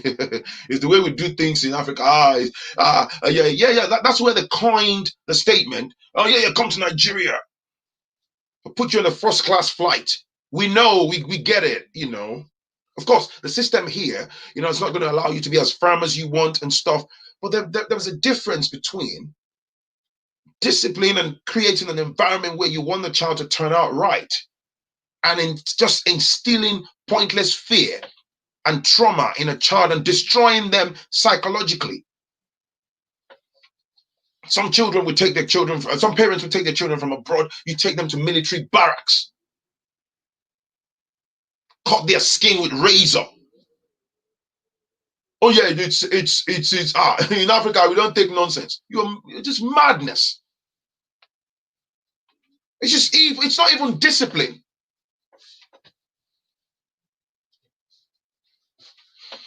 Go to Nigeria with the amount of youths on the road drinking codeine and hard drugs.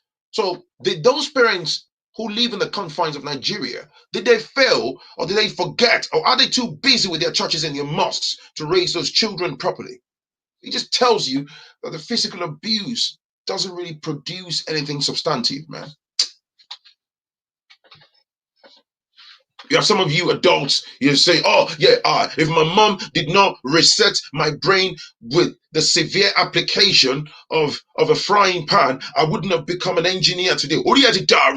You became an engineer because you went to university, you attended your lectures, you read, you gleaned what you were taught, you put in your brain, you wrote exams, you met the grades, you passed. You came out in flying colors, you graduated, you became an engineer. It had nothing to do with your mother beating you with a frying pan. Frying pan, bow. I remember when I was coming up, I was a bit of a handful, But yeah, my mom, there was a day my mom had to whack me with a hammer. But I give God the praise, Yeah, man, I miss my mom so much. Stockholm syndrome. Stockholm syndrome. The abused, madly in love with the abuser. Ah, man, I remember, man. Oh, my money, eh? I miss mommy so much, man. Ah, if my mom asks you to wake up at 5 a.m. and you don't wake up, oh, she tears into the room like Godzilla.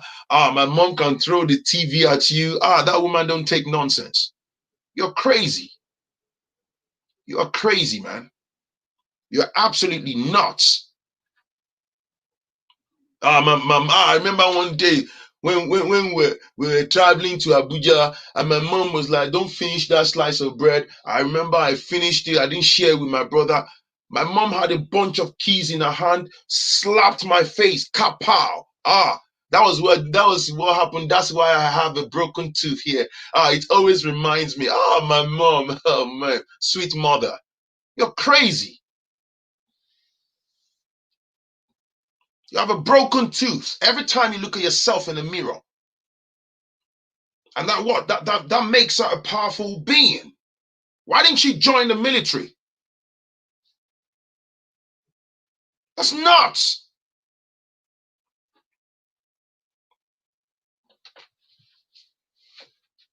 Our dad back then, he would take wire from the NEPA pole. If you come home, the test was meant to be 10 over 10, and then I scored 6 over 10 and stuff. Your dad didn't have the soft skills to have said, "Hey, son, um, you scored 5 over 10 in this test. Okay, you've done well. I'm proud of you. Fist bump. Good lad. Good boy." But there is something we need to address. The innocent child is sat there looking at you. There is room for you to get better. So, remember we went through this. So what happened? Dad. Okay. So on these ones that you failed on, okay, we're going to do a lot more to make sure that you better understand. Okay. So the next time when you're going to write them in the exams, where you'll be dealing with more of this so that you can get the grades. Does that make sense? The child will say, "Yes, dad." You then create a structure. It could be additional lessons, it could be additional materials to teach the child, not to strangle the child and beat the child and tell the child you will never amount to anything. Oh, Nitwegbe. Why? It's abuse.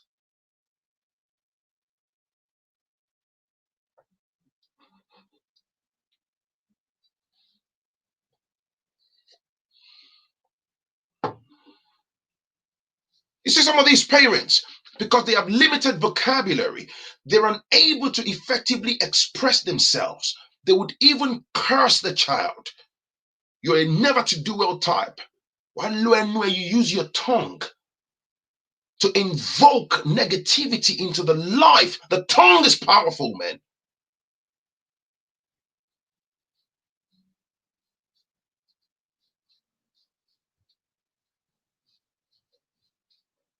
Lórí ibú ọmọ àbí ìpàbẹ, ọmọ òfò.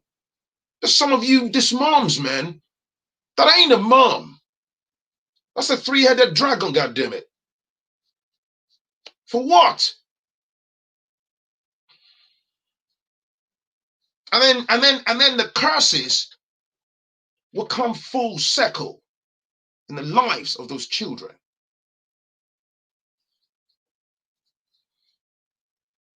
Oh, the worst one is comparison. A child maybe is underperforming. Do you know there are children that underperformed in school? They genuinely underperformed. They weren't that great academically. Today, they are controlling mega business empires. The ones that scored all the A1s and all the first class today can't match them in terms of achievement. It's very important for a parent to understand. It's basically have a customized approach for and to each child. It doesn't matter if you have 3 children. You have 3 different personalities. They are totally different. Just like one might like pounded yam, the other might be lactose intolerant.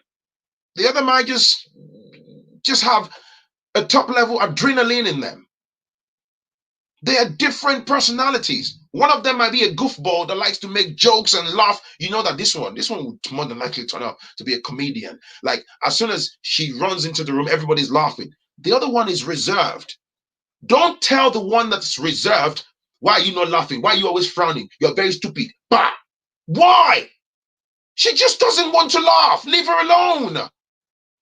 You know that she likes to read books. There are things she likes. Create that environment for her. Come on, man. But like I said, if you don't have it, you just don't have it. A parent that doesn't read books, you don't read books. You're not even socially, you're not up there. You're not, you're, hey, socially, you're not there. So how can you sit down with your own children and be able to talk about the world at large? How can you sit down with your young teenager? Hey, man, hey, dude. Yes, dad. Look, I bought you this book. Thank you, House of Coffee, man. Thank you. Hey, I bought you this book. On Saturday, we'll talk about what you've read from chapters 1 to 3. Okay, make sure by Saturday you've read the 3. I've read the book, but let's talk about what you've read from chapters 1 to 3. That's how they grow. That's how they develop mentally.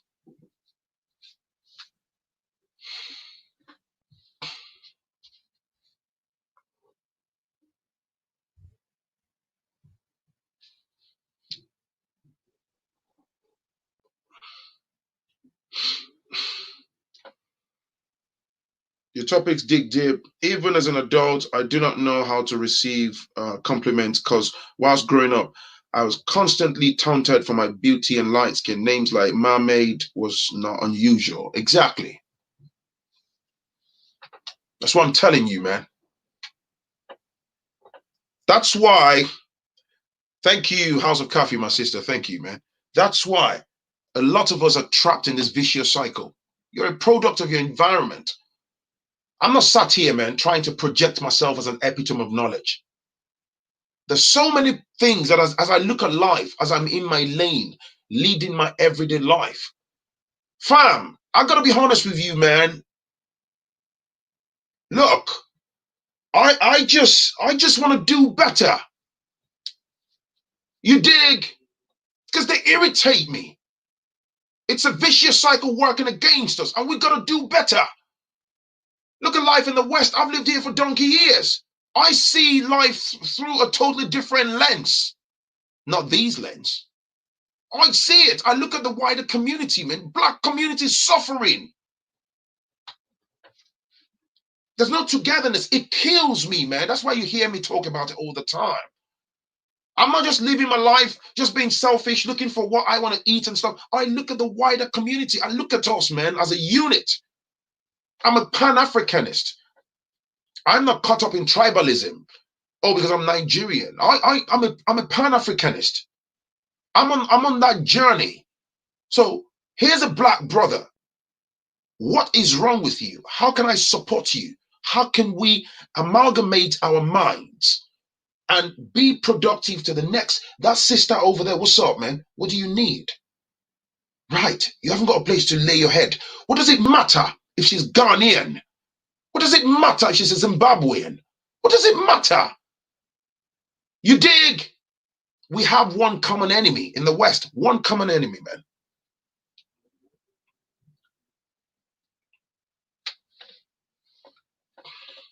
Ṣé ìyá tó ń ṣán gèlè mórí jẹ́ pé patí ló ń lọ kura tó ń lé the next GL kiri tó ń lé chain kiri ìwọ ló máa ráyè láti kàwé kan. You dig? You've lived the best part of your life as a parent. You're trapped in religiosity. Pastor said,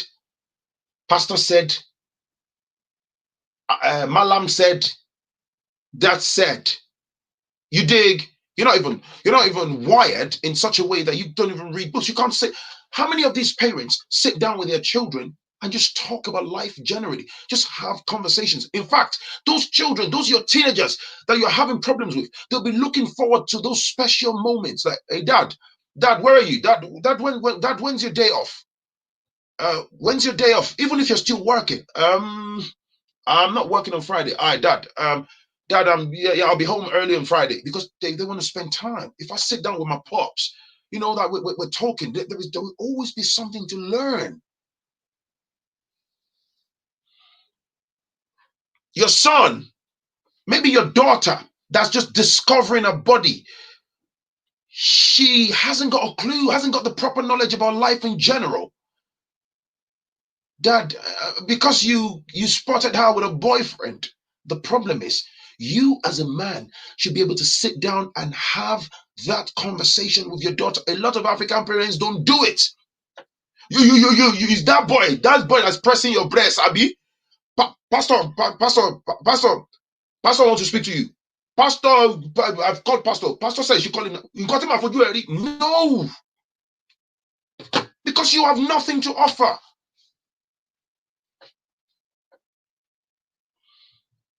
Do you know what, man?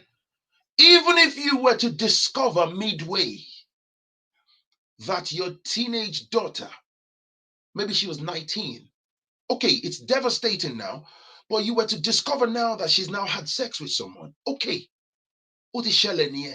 how do you then educate her from that point or assist her from that point in going forward, rather than calling her all the nasty adjectives in the book, throwing your shoes at her,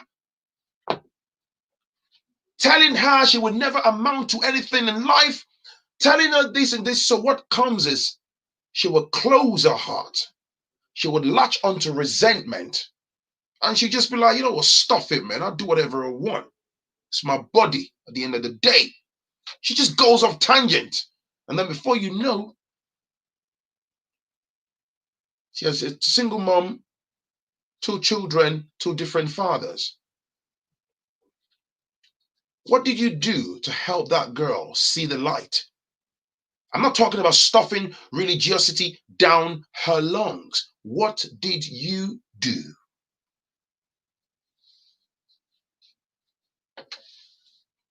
A lot of the times it's because some parents think it's because they pay the rent, they pay the mortgage, they keep the house warm, bang in the middle of winter. You bring food home, you pay the gas and electric bills. Dad, I need new trainers. There you go. That's your trainers. You told me that you want a laptop. When you asked me for laptop, did I not give you a brand new laptop? You want to be unfortunate, Abby? That's not parenting, man. That's the least you could have done. Of course, they're still young until they grow enough to fly out the nest. That's not parenting. Because you know why? That's why there's huge emphasis on those things. When she asked me for iPad, I gave her iPad. When she said she want iPad for Christmas, I gave her iPad. Why did you give her iPad? Is iPad parenting?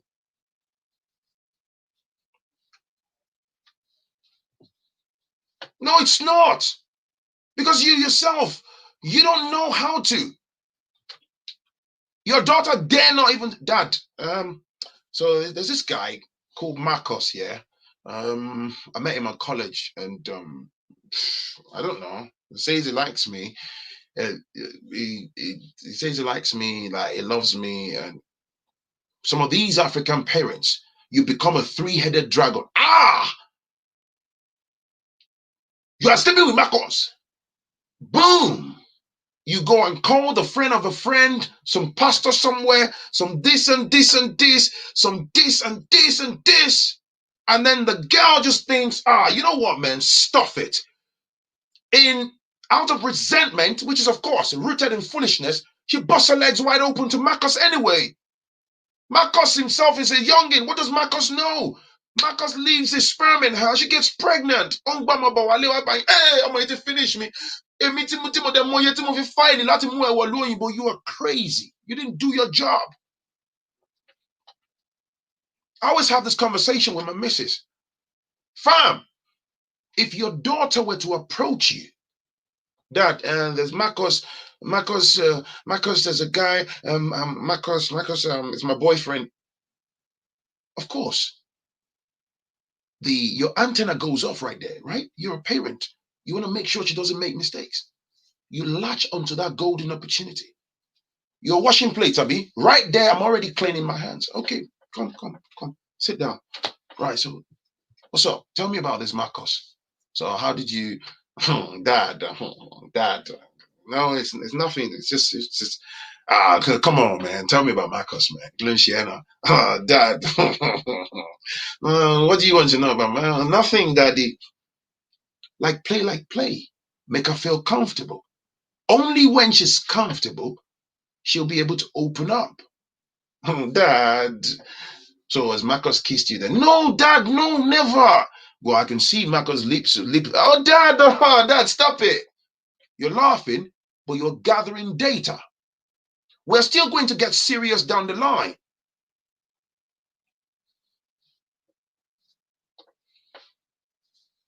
So, have you done anything with Marcus? No. He's only. We're talking. So, what do you know about love? I can assure you that girl will sit there with a big question mark dangling over her head. What do you know about love? It's when you feel special about someone. Nope. And then you approach it from a strategic point.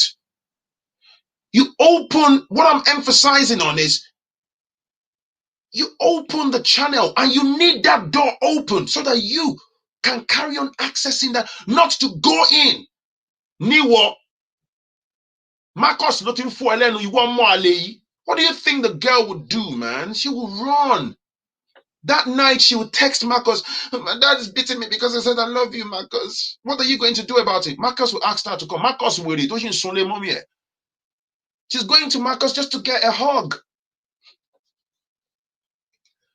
Marcus is still going to pound her to dust that night. Even though it's a bad decision, she will feel safer in the hands of Marcus. Do you understand what I'm saying? You have failed. This bulldozer approach doesn't really work. Sit down. Let me talk to you, man. Imagine someone like me. I love my daughter. Like, hey, yo, sit down. Listen, man. You know what, man? It's natural for men to get a blood shot in their genitalia, okay? In their penis. It's just human nature, all right? But I want you to look at the consequences. Now, you got to be carried away. So what did you say to me about your career? Me, that I want to become a medical doctor. Do you have an idea how many years? It took me about 7 years and all that. Okay. So say, for example, Marcus gets you pregnant now. You have a baby. Do you really think that you would be able to then go to medical school? You see, that right there, boom, will sink into the brain. It's not about violence, because she would listen. Yeah, you're right. Oh no, there's no way. Now, you know what? If Marcus is the guy, and how do you know Marcus? Okay, what job has Marcus got right now? Have you got a job? So, okay, if Marcus loves you, if Marcus really loves you, should we play a little game? What's that, Dad? You keep your legs closed and you tell Marcus to wait until you get your degree, you get a job, and Marcus has a proof of employment, is able to put a roof over your head. That would make sense. No. I don't hate Marcus. You can bring Marcus here for a cup of tea that's not a problem. The girl would just be like, so my dad is not even. She will consider. She will give consideration to what her dad or a mom is saying. If you go in with violence, call her names, belittle her, you're bringing shame to this. Oh Lord, do my cause, she's gonna get pregnant. That will hijack the dynamics of her entire life, grind it to a halt, and she may never come back from it.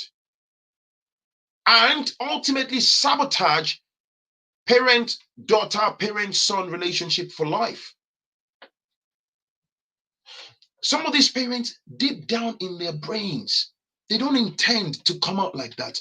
But you can't give what you don't have. If you ask me right now, Phrankleen, can you backflip for me? I can't backflip. I will end up in A&E with a broken neck. You know why? I don't have it in me. Unless I then go and enroll in a school of gymnastics, they start to train me from the basics. Maybe after a couple of months, I can then take my whole body mass and do a backflip. And I say, hey, yo, man, remember when you asked me like 3 months ago? Let me show you what I got. But right here as I'm sat, I cannot backflip. I don't have it in me. So I can't give it to you.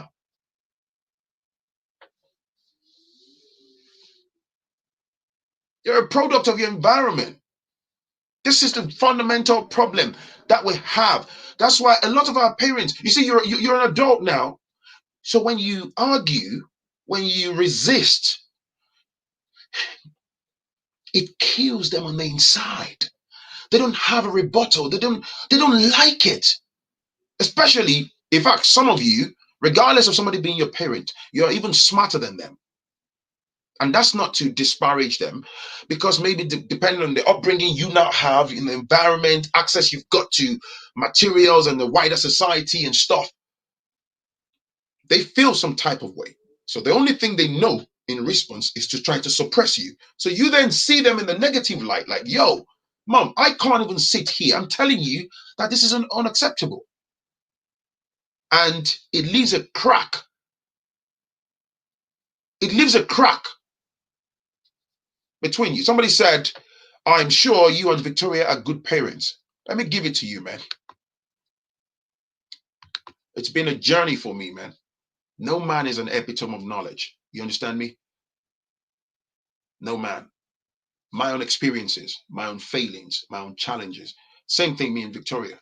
Okay, so because some people might think, oh, this guy is so overly scripted. He comes, nah, man. That's what I don't. I no filter. I give it to you raw. You know what I mean? You learn. That's why. See, what you are witnessing that I'm saying on this channel.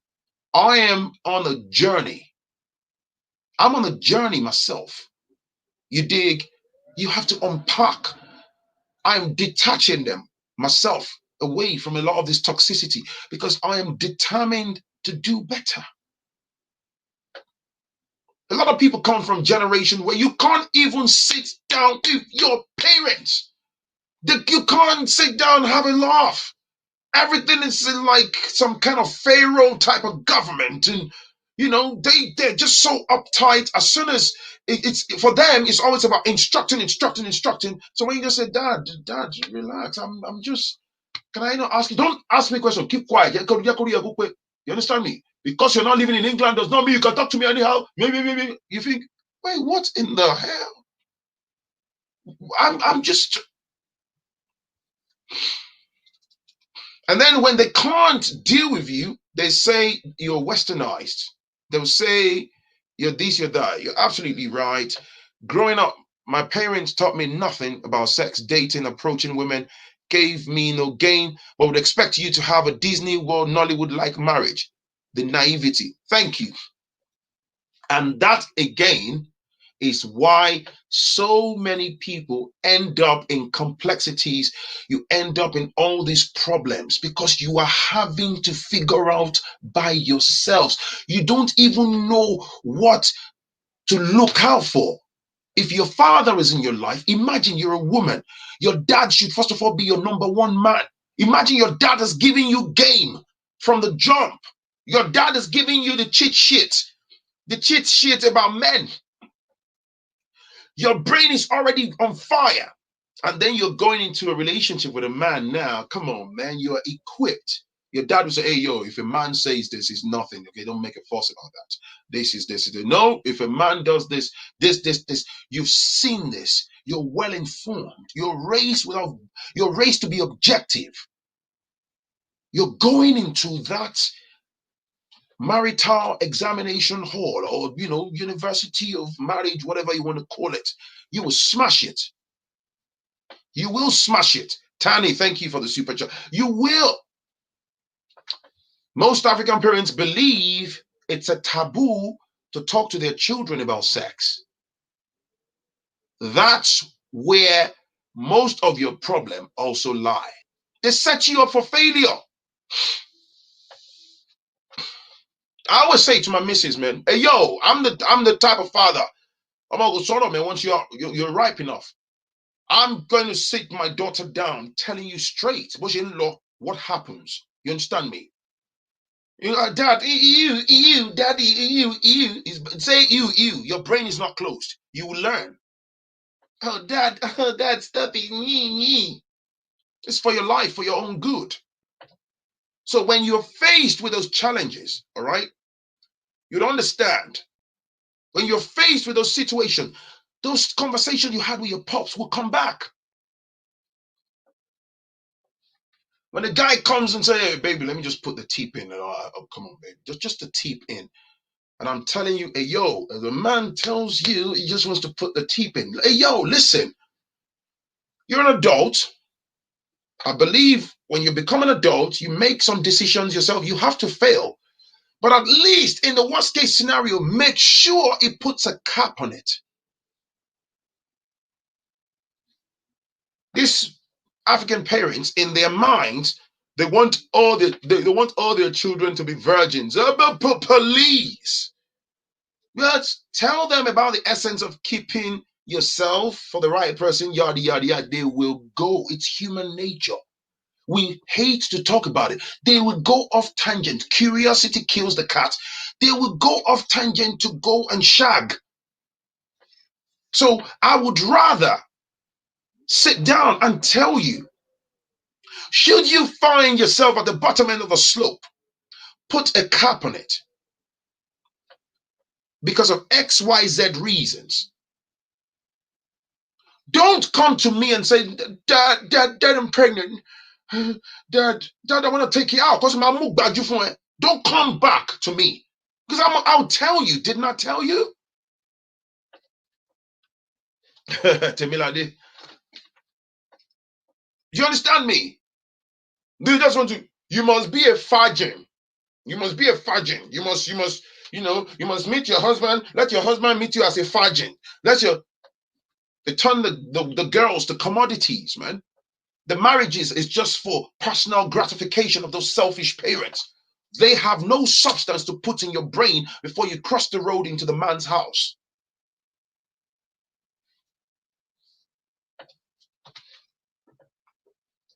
A mother should be able to dissect a woman's anatomy and talk extensively with a daughter. A father should be able to sit down across the table and talk. That your daughter will sit down and say, Dad, I met this guy. It's just why and then you don't have to. I mean, my daughter's not my friend, but you have a healthy relationship with them that they can open up, and you just drop one or two things. Their minds go, I think this man, he is the bomb. It's not every time. Look, whether you bang your head against the wall, you don't bang your head against the wall, they're gonna go have sex anyway. The world is moving exactly how to prevent yeast infection. Thank you. Chai. That's another thing, man. Yeast infection.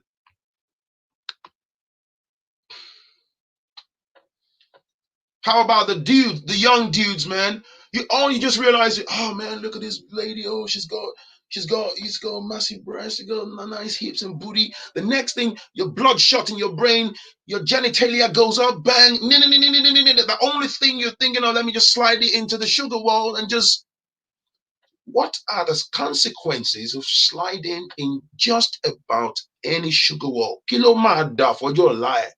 The spiritual implication,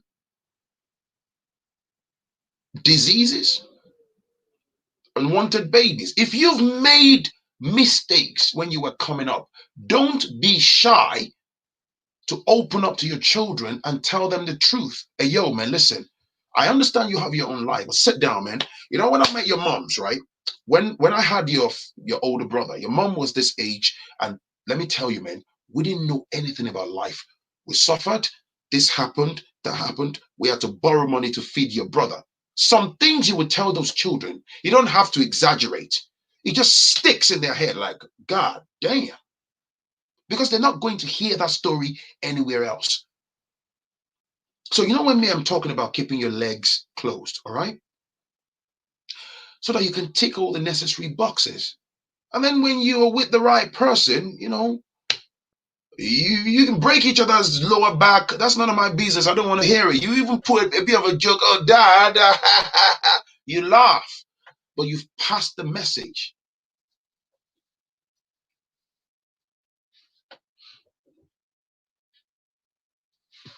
They're showing a movie. In the movie, they're kissing themselves. You're because your children are sat there, man. What's wrong with that? It could be an avenue to have a conversation later on, man. This is what a lot of us lack. Do you know how many people that go into marriages, relationships? I've been there. Nobody taught you, just like somebody said earlier, nobody taught you anything. You knew nothing.